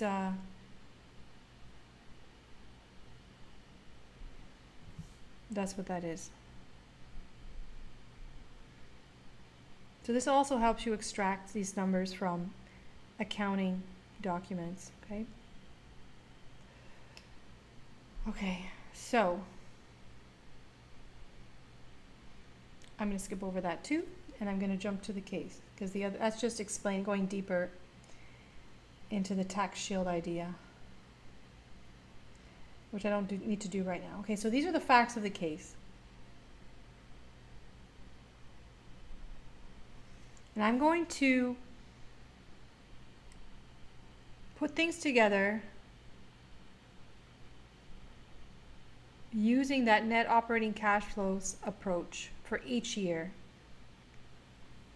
Remember these facts: test marketing, $2,000. This is a sunk cost. We don't include it. So I'm just going to cross that off. We're going to include the rest. Market value of the planes, $40 million. The K is for thousands of dollars. These are the round trip tickets that we anticipate. And we should actually use the net operating cost, or sorry, net revenue from the planes. This is the operating ticket price, sorry, and this is the operating costs. But you'll see I'm going to put these in separately, just so you can see the tables, the accounting tables.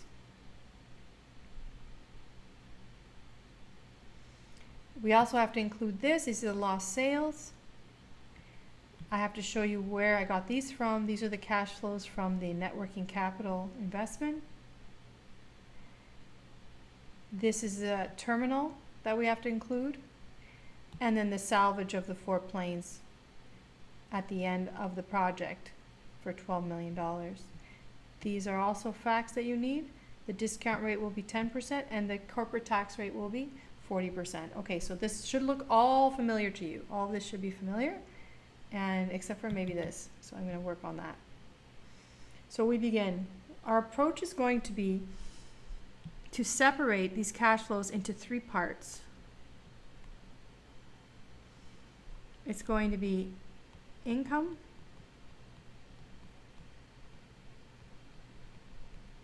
investment. Well, wait, let me say this. I need to do this for the present value future cash flows. So let me say, first one will be PV of income. The second part will be PV of investment. And the third will be the PV of tax shields.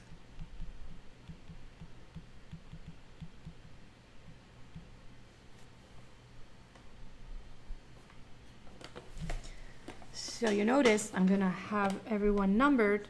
First, income. So I'm taking those cash flows that we reviewed and I'm separating them. I told you I'm going to name them, and then we're going to assign them to either being considered as income, investment, or part of the tax shield calculation.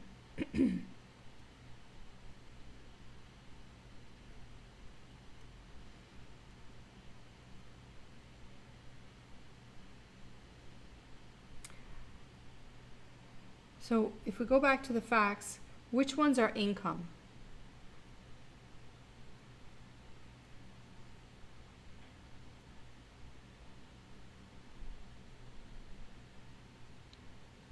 Let's see, I'm going to number them and you're going to tell me which one. Let's number them.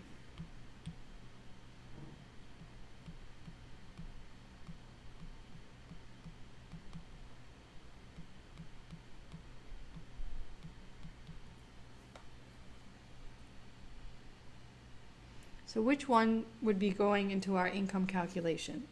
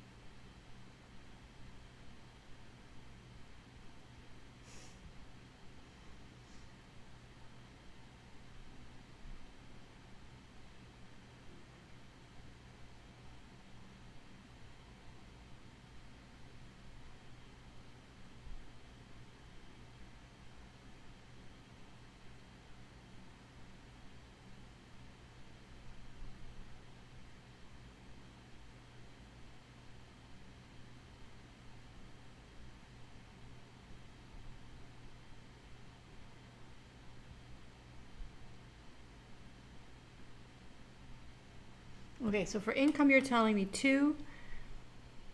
Okay. So I'm going to write, I don't know, income.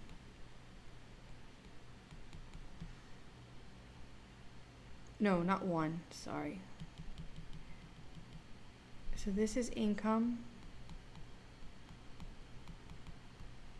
Ticket price would be income.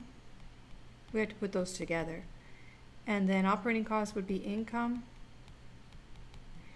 Round trip tickets, income.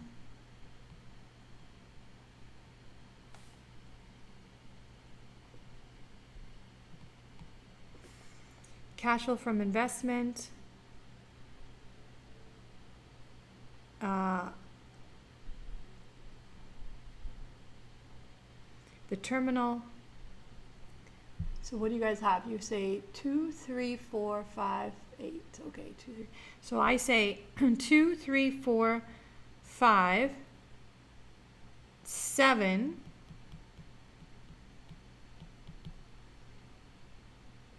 And that's it.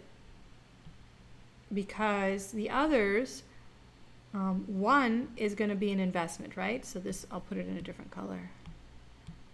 So 1 will be an investment. And those are all, and then cash flow investment. See, this is investment. This will be an investment.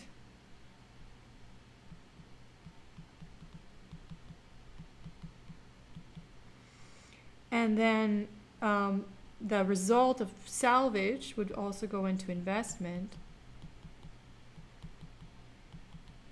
Okay, so I've touched all of them. What about the third part then? Tax shields. Which amounts would I use to figure out the tax shields? Which go into my calculation for tax shield?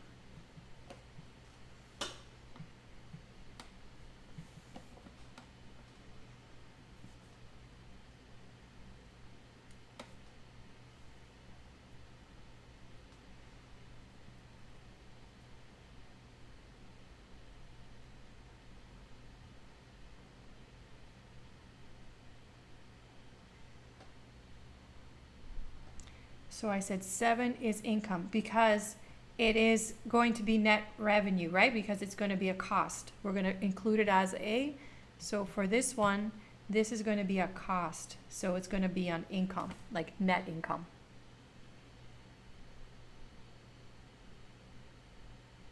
Right, exactly. What affects income? So we're going to have to do revenues minus expenses after tax.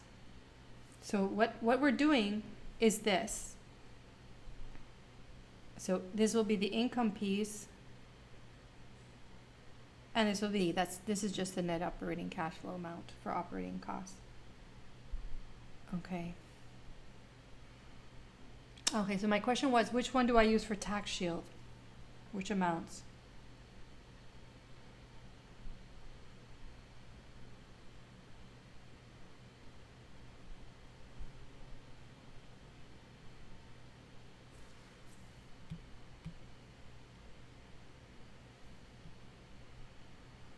So I'm going to use green.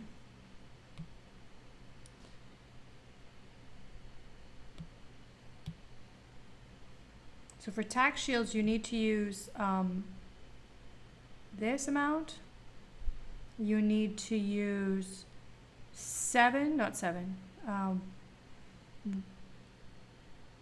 1. So with these, with 1 and the tax rate, you're going to figure out, and the information on the makers table, you're going to figure out the tax shields, okay?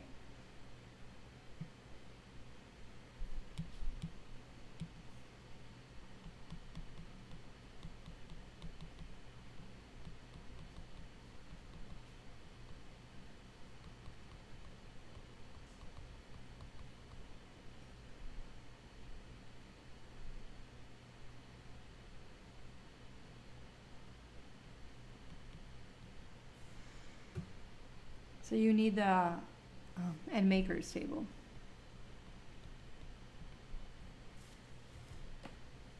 All right, so that is our game plan. That's the plan.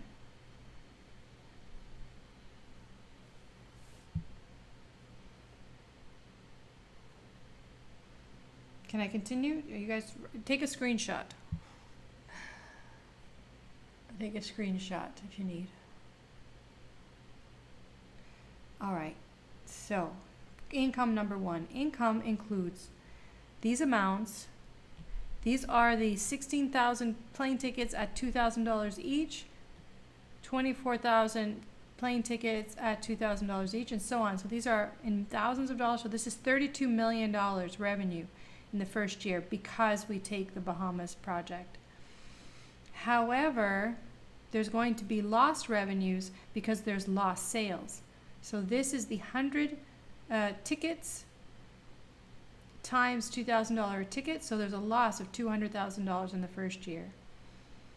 And there were 200 ticket losses lost in the second year.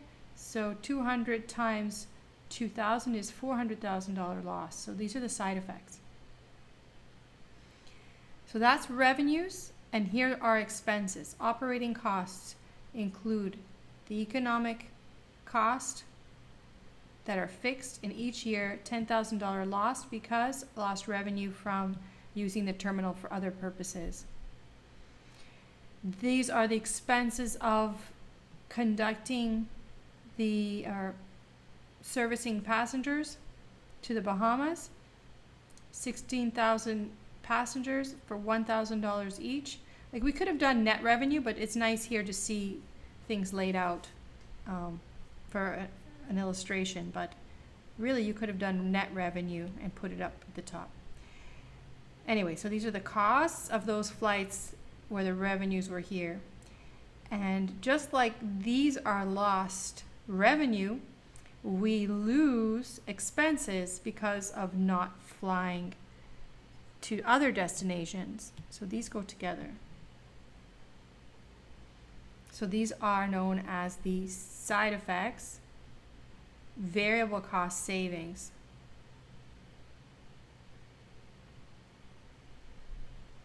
So that's the only one everyone gets sticky about. What is going on here? But just remember, there's a revenue, there's a loss revenue, but because we're not flying any longer, we don't have to spend that money flying those customers. So there's just savings here that we need to include. Finally, add it all up. Well, we have to subtract revenues by expenses, and we get earnings before depreciation and taxes. then compute the after-tax amounts, and you are done. So this is net operating cash flow without the depreciation. Questions?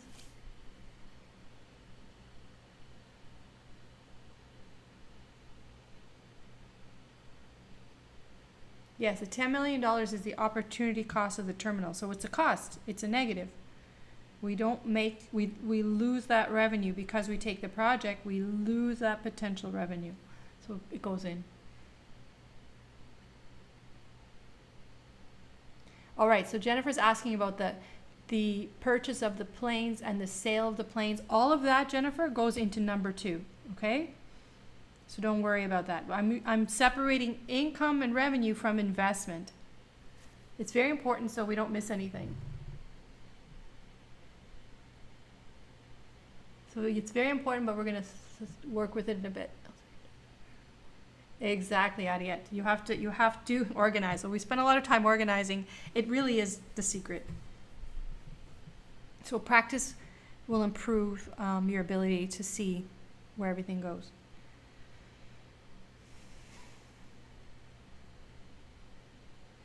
So once you have this table, and it's just a matter of arithmetic, showing the values, the differences, taking the after-tax amount. So this is going to be, you're going to take each of these and multiply by 60%. So you're going to retain 60% of the amount after tax, right? So it's that times 60%, that times 60%, all the way down. Ready for the next slide? We're going to investment. Oh, I think I'm going to take the present value. Right. So now I get the present value of income, and I compute that the net operating cash flows before depreciation is $23 million.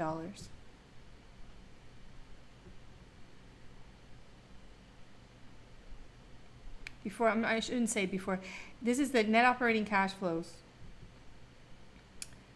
without the tax savings from depreciation. Okay, so that's a lot, but there's an investment, so that's going to be the negative piece. For investment, we have to compute the investment cash flows, so let's work on that. If you were doing this on a test, in a test situation, you would write out this expression, give me the answer after entering it into your calculator, and then save it, store it. So you have it. Store this in one. You don't have to write it again.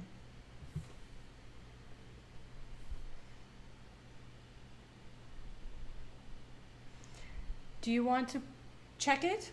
I'll give you a minute to check the number. Make sure you can compute that.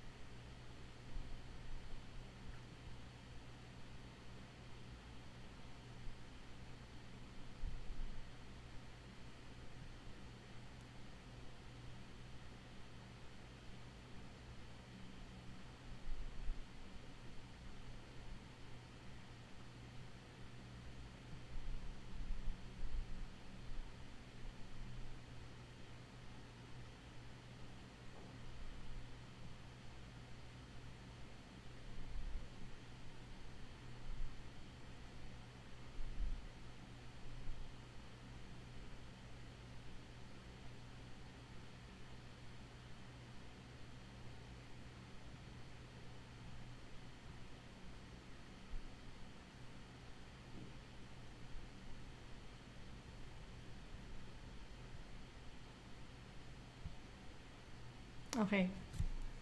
Don't forget to refresh if it gets blurry. Refresh your page.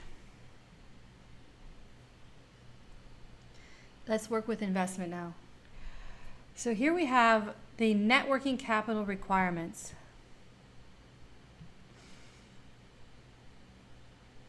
An investment in net working capital represents an increase in net working capital allocated to the amounts payable and taxes payable.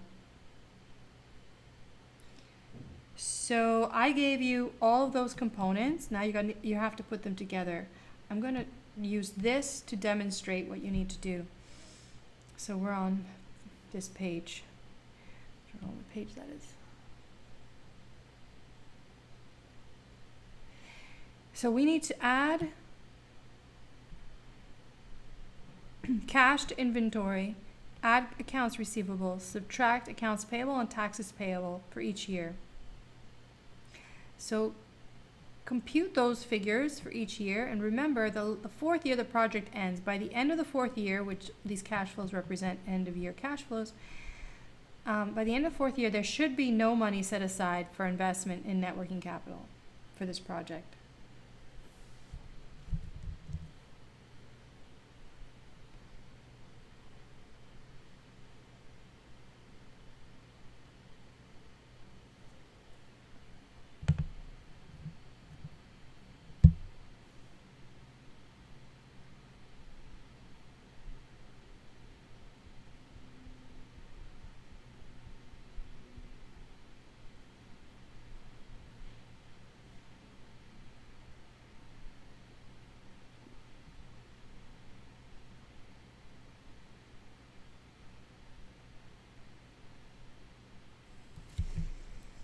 So when you do this, when you add them together and subtract current assets minus current liabilities,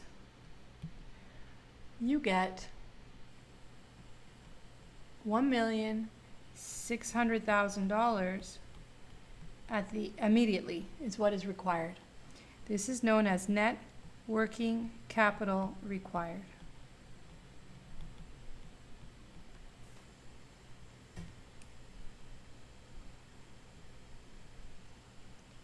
By the end of the first year,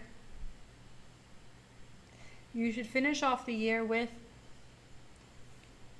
$2.4 million. The next year, so you can use an Excel spreadsheet for this, that's fine with me, you just need to know how to set it up. $3 million.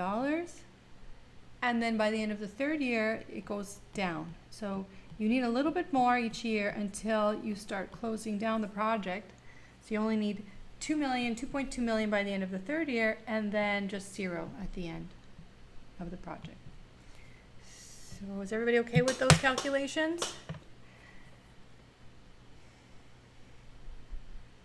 Now, in the spirit of incremental analysis, what I need are the incremental cash flows for investment. So what I have to calculate next is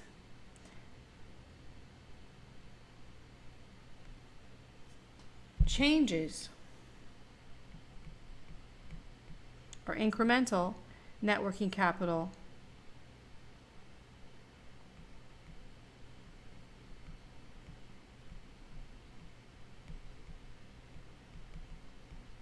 required.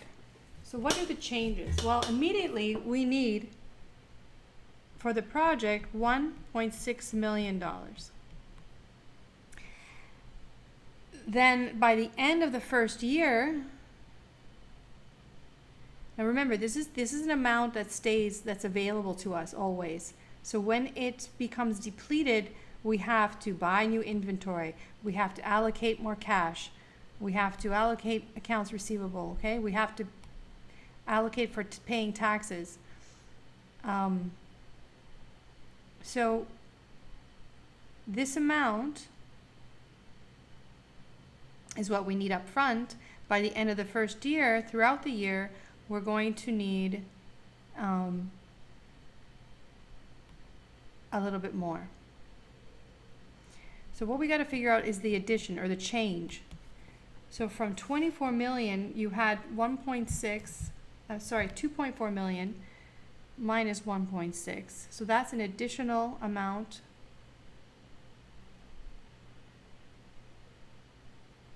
of 800,000.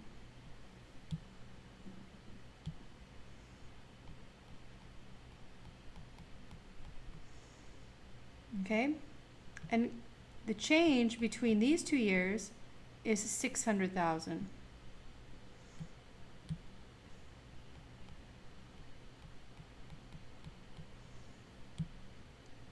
And then the change between these 2 years, now we're going to go down from 3 million to 2.2 million.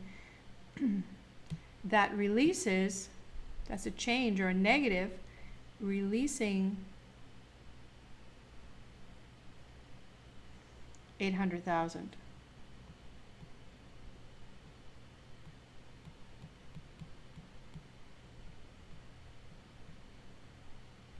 I don't like my zeros.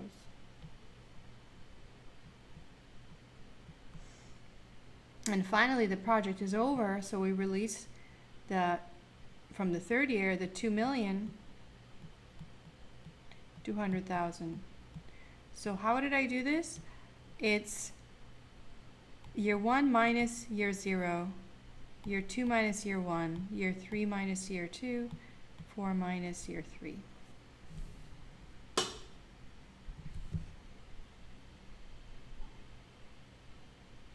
So this is to compute the incremental net working capital investment.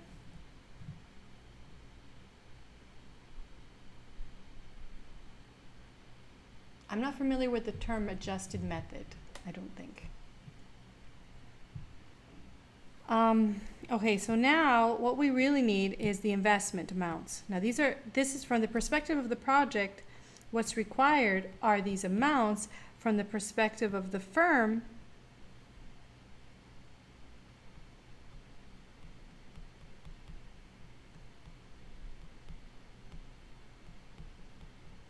We want the net working capital investment cash flows.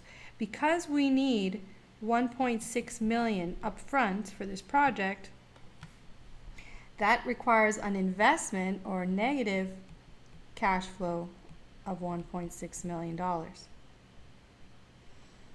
By the end of the first year, an additional investment of $800,000 is required. And by the end of the second year, an additional, so basically I'm just changing the sign. An additional $600,000 is required. In the third year, however, money returns to the firm. So this releases $800,000 back to the firm, and then finally a cash inflow to the firm as the project closes up of $2.2 million. Now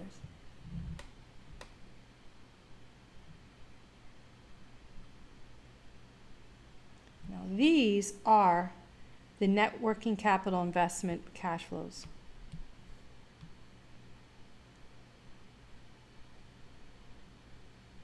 That's what I need for my analysis. And I have to include time value of money adjustment as well. Okay, so take a screenshot if you haven't written it all down. It's actually in the notes. I have to remember to send you the solutions to that quiz. Anyway. All right.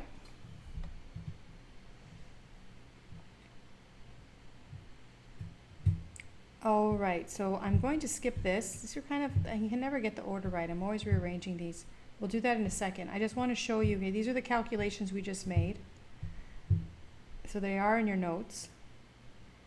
And then, oh, what a mess. Okay, so here are the investment. This is the investment spreadsheet.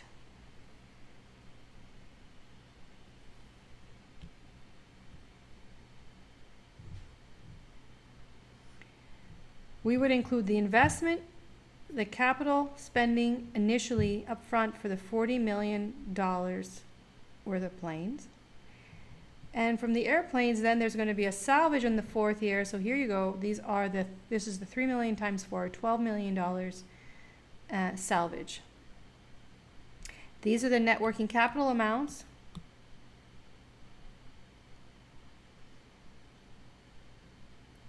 And then I just sum them together. So these are about the second part. So this is part 2. Sorry, the slides are, when you review it, it'll make sense, but why I did it that way, but that's all. I just wanted to show you the conclusion. That's what goes into the investment. The planes, the purchase of the planes, the salvage of the planes, and the net working capital cash flows, investment cash flows.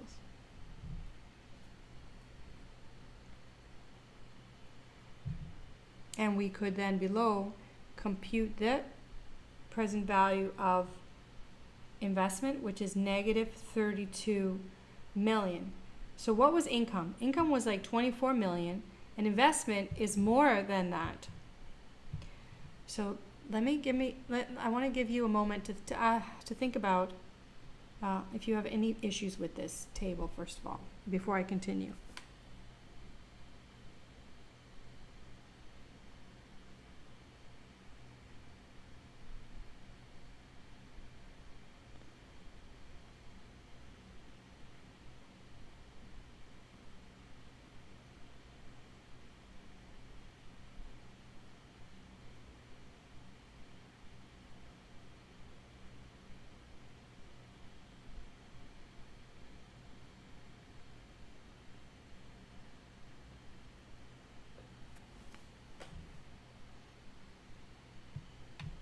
No questions?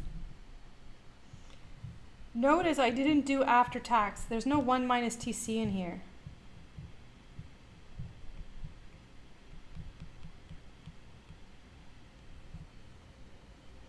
Is that fine? Did I make a mistake? Is it missing?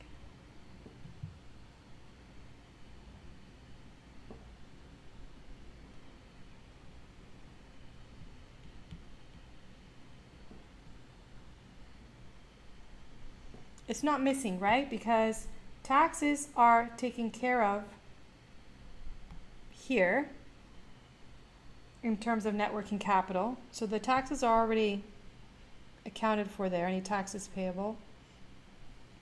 And the tax treatment of the planes is in part 3. So we don't put a 1 minus TC in here, all right? So take a note. If you don't know what I'm talking about, yeah, we don't need to deal with that. That's done in part 3. Very good.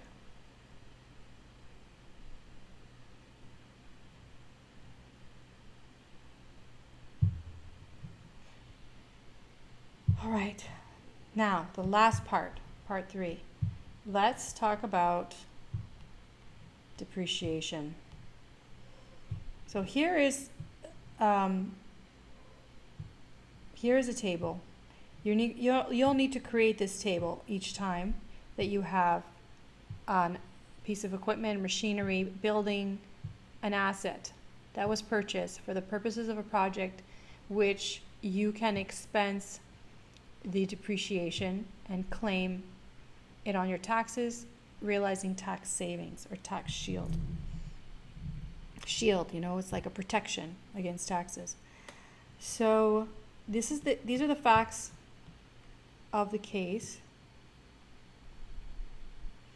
We already know about the $40 million. The planes have 30 years life. We're going to sell them here. Okay, and we're going to use a 7 years maker's table. So let's get the numbers from the maker's table. Oh, let me make sure I have the...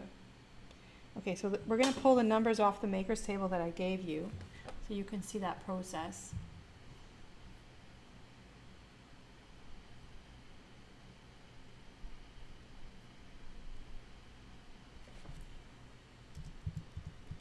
So go to the column, the 7th,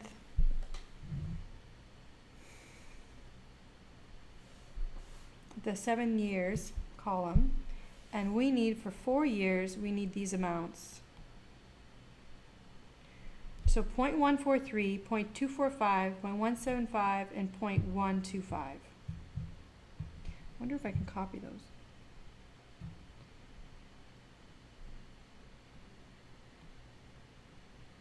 No, I don't want to copy those. Okay, no, I'll work on that. Okay, 1.43, 2.45, 1.75, and 1.25.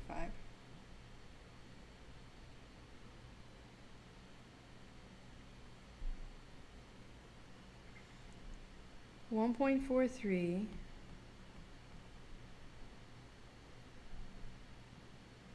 what did I say? 14.3. I'm going to put it as a decimal.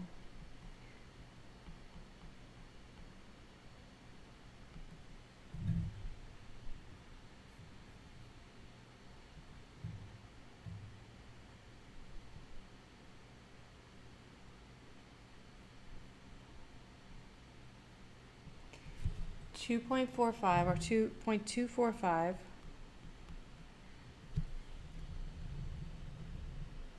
1.75 or 0.175 and 0.125.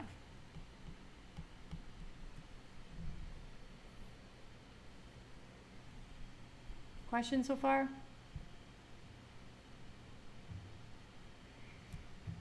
Now, you need to take each of these amounts and multiply by the $40 million in each of the years. This will tell you how much you can depreciate. So these numbers have been established so that you can do this. All you have to do is take 40 million and multiply by 0.143. That's it.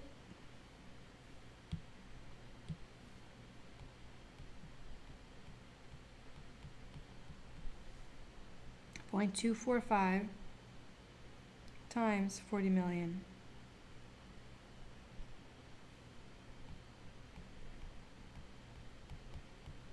So this is the amount you can depreciate in every year. In the first year, you can depreciate or expense or claim $5.7 million loss for depreciation of the planes. It's a lot.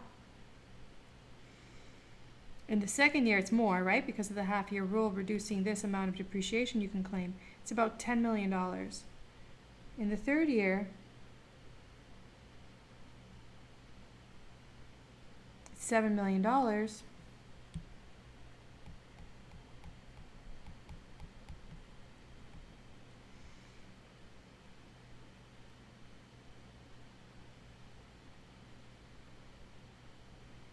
$5 million.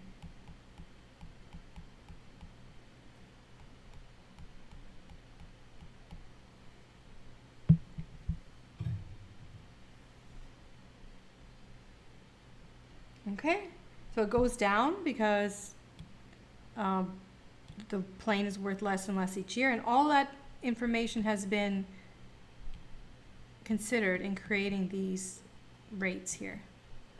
So that's a depreciation rate. That's the amount you can claim in each year. So now we use those to determine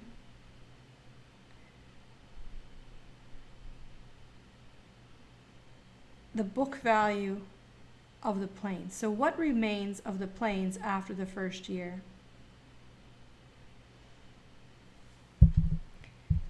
So after the first year,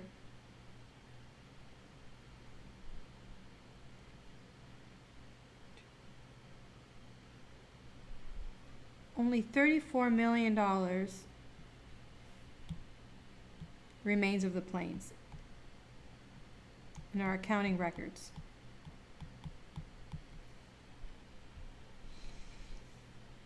In the second year, $24 million is left of the planes. Now it could be worth more, right? But that's the depreciation method that we chose, and so our book value is reducing each year.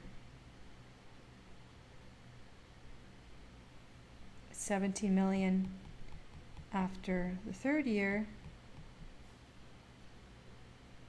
Let me know if I make any mistakes. And then 12 million for 80000.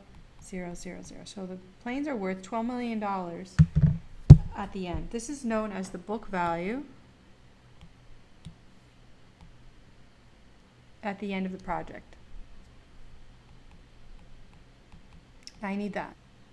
I can sell the planes for, so I need that number.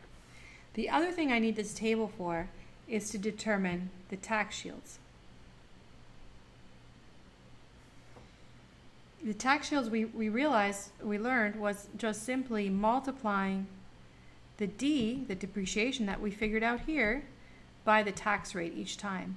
The tax rate was 40%, so what we have to do is multiply each of these by 40%. So you can see how Excel can be used. You just need to know how to set up the formula so it works. Okay, it's 11:44, so we're almost done here. Jennifer, I just got the book value. Oh, it's this one. So it's 40 million.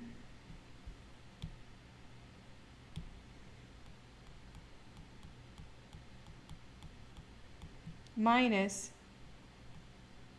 D is the first one. And then you go from this one minus this.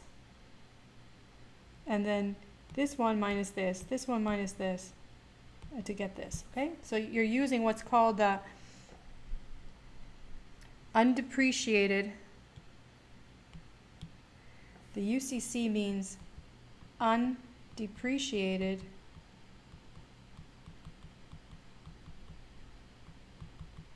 cost of capital.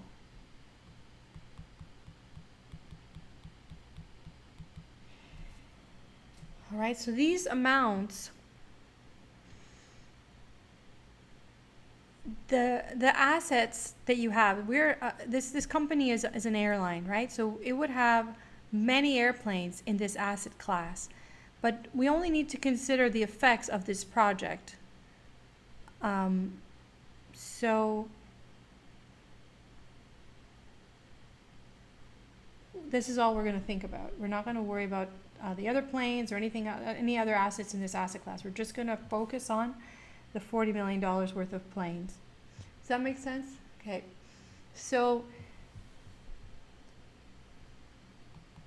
okay, finally, I'm going to multiply this by the tax rate all the way down. So I actually have the calculations for you here. It's all done. And what do you see here? I'm going to finish in 5 minutes, okay? If you want to stick around, I'm going to finish this, or you can come back later. $2 million tax savings in the first year, $4 million in the second year, so it's a little higher. Then almost $3 million, then $2 million. So this is where this project is profitable, because the income alone, net operating cash flows, without the consideration of these tax shields, was not enough to offset the investment. Okay, it's actually this tax savings that makes this project viable. There's one more thing to consider in this third part. It's the tax effect of the sale. The truth is, if you're selling at a profit here, if your book value is more than the salvage value, you're actually selling at a loss. This would be a capital loss because you're selling for less than it's worth. And as a result, you can claim a loss and save on your taxes.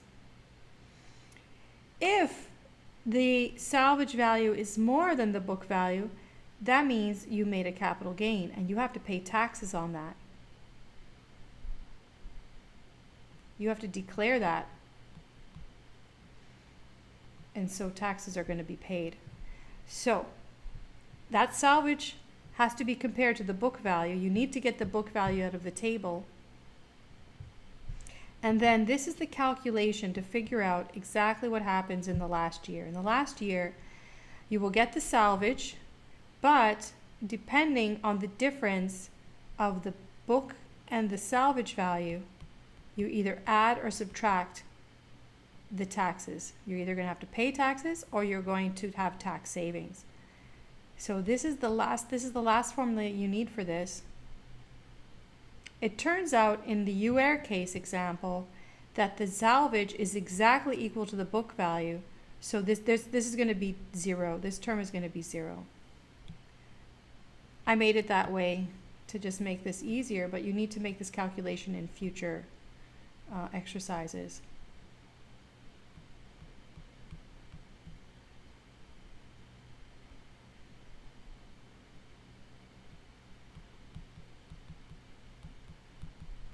Okay, let me just wrap this up. So what's going to happen in the last year, you see where I put the salvage, there was nothing extra. It was just the salvage value. The book value was equal to the salvage value. So all we had to put there was the sale price. Okay? Otherwise, we would have to put it in here. This would be where it would fit, the tax effect of the sale. Finally, these are the tax shields we figured out. And this is where we make our money. Okay, it was from the tax savings. It's kind of dismal, isn't it? So it's the tax, it's what the IRS allows us. We have to learn how to use the system that's been set up, right? So the system that's been set up allows them to claim losses for depreciation, and this is significant and makes the project viable. It turns out the project has a positive NPV, so you should invest, the company should invest in the Bahamas project this week. But you have exercises there you can start reading through. I never got a chance to do any of the cases, but I'll give you solutions to a couple of them, and then I'll send you some more for you to practice. All right? And then you guys can ask me during the week if you want any extra help. Maybe I can do a stream or something if some of you are really frustrated. If not, you can wait till next week, and we'll see you next week. No, this is actual money. This is cash. This is money. These would be the revenues of the project. I mean, this would be the profit of the project. This amount. Oops. This amount. Obviously, we made a lot of assumptions in making these calculations, right? And maybe there's things we didn't include we should have. There might be surprises. We could make another projected cash flow analysis with other considerations and see if it's also positive. That would be approach.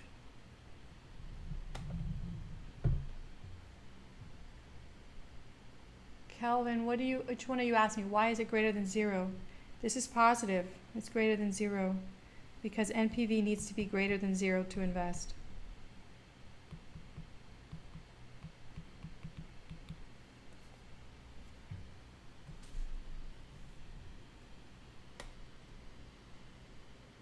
Are you asking me about this discussion about the tax?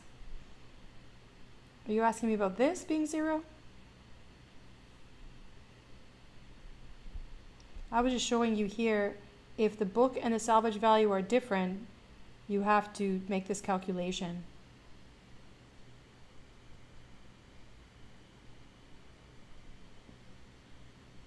Right, so overall the project has a positive NPV, so you should invest in the project. With all the things we've considered, maybe we missed some things. If we miss some things, put them in and do another analysis. But as it is, income was 23, almost 24 million. Investment was 32 million. So that's only offset by the tax shields, which are tax savings resulting from purchasing the planes. So because of the tax law the way it is, this makes this a viable project, okay? I'm taking advantage of it. All right, so I'll stay on for a couple minutes if anybody has questions. Otherwise, the rest of you have a good week and we'll be in touch. I said I'll send you the solutions for what the exercise we just did, 3.7, and ask me, let me know if you have any questions. Also, you can check out the textbook. Have a nice day.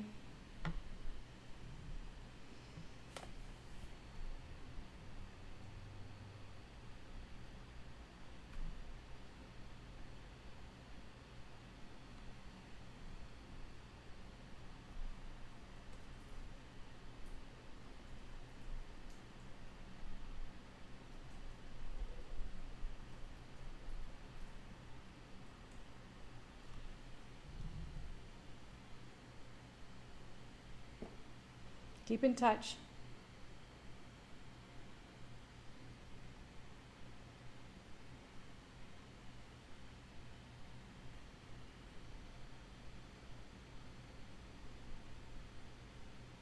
That's right, Tiana.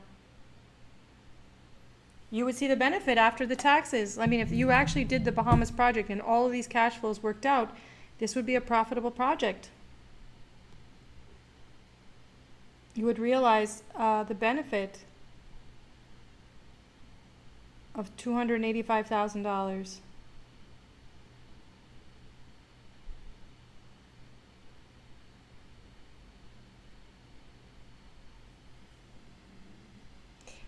This is an assumption that the discount rate remains the same, that you use 10% as the discount rate. That would be the reinvestment rate for any, for the firm.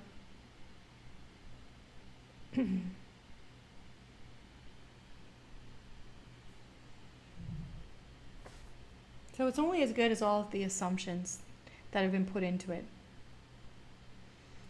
But it looks like it ends up being profitable because we're able to use the tax code to our benefit. UAir is able to their benefit. Okay, I'm going to sign off. Bye for now.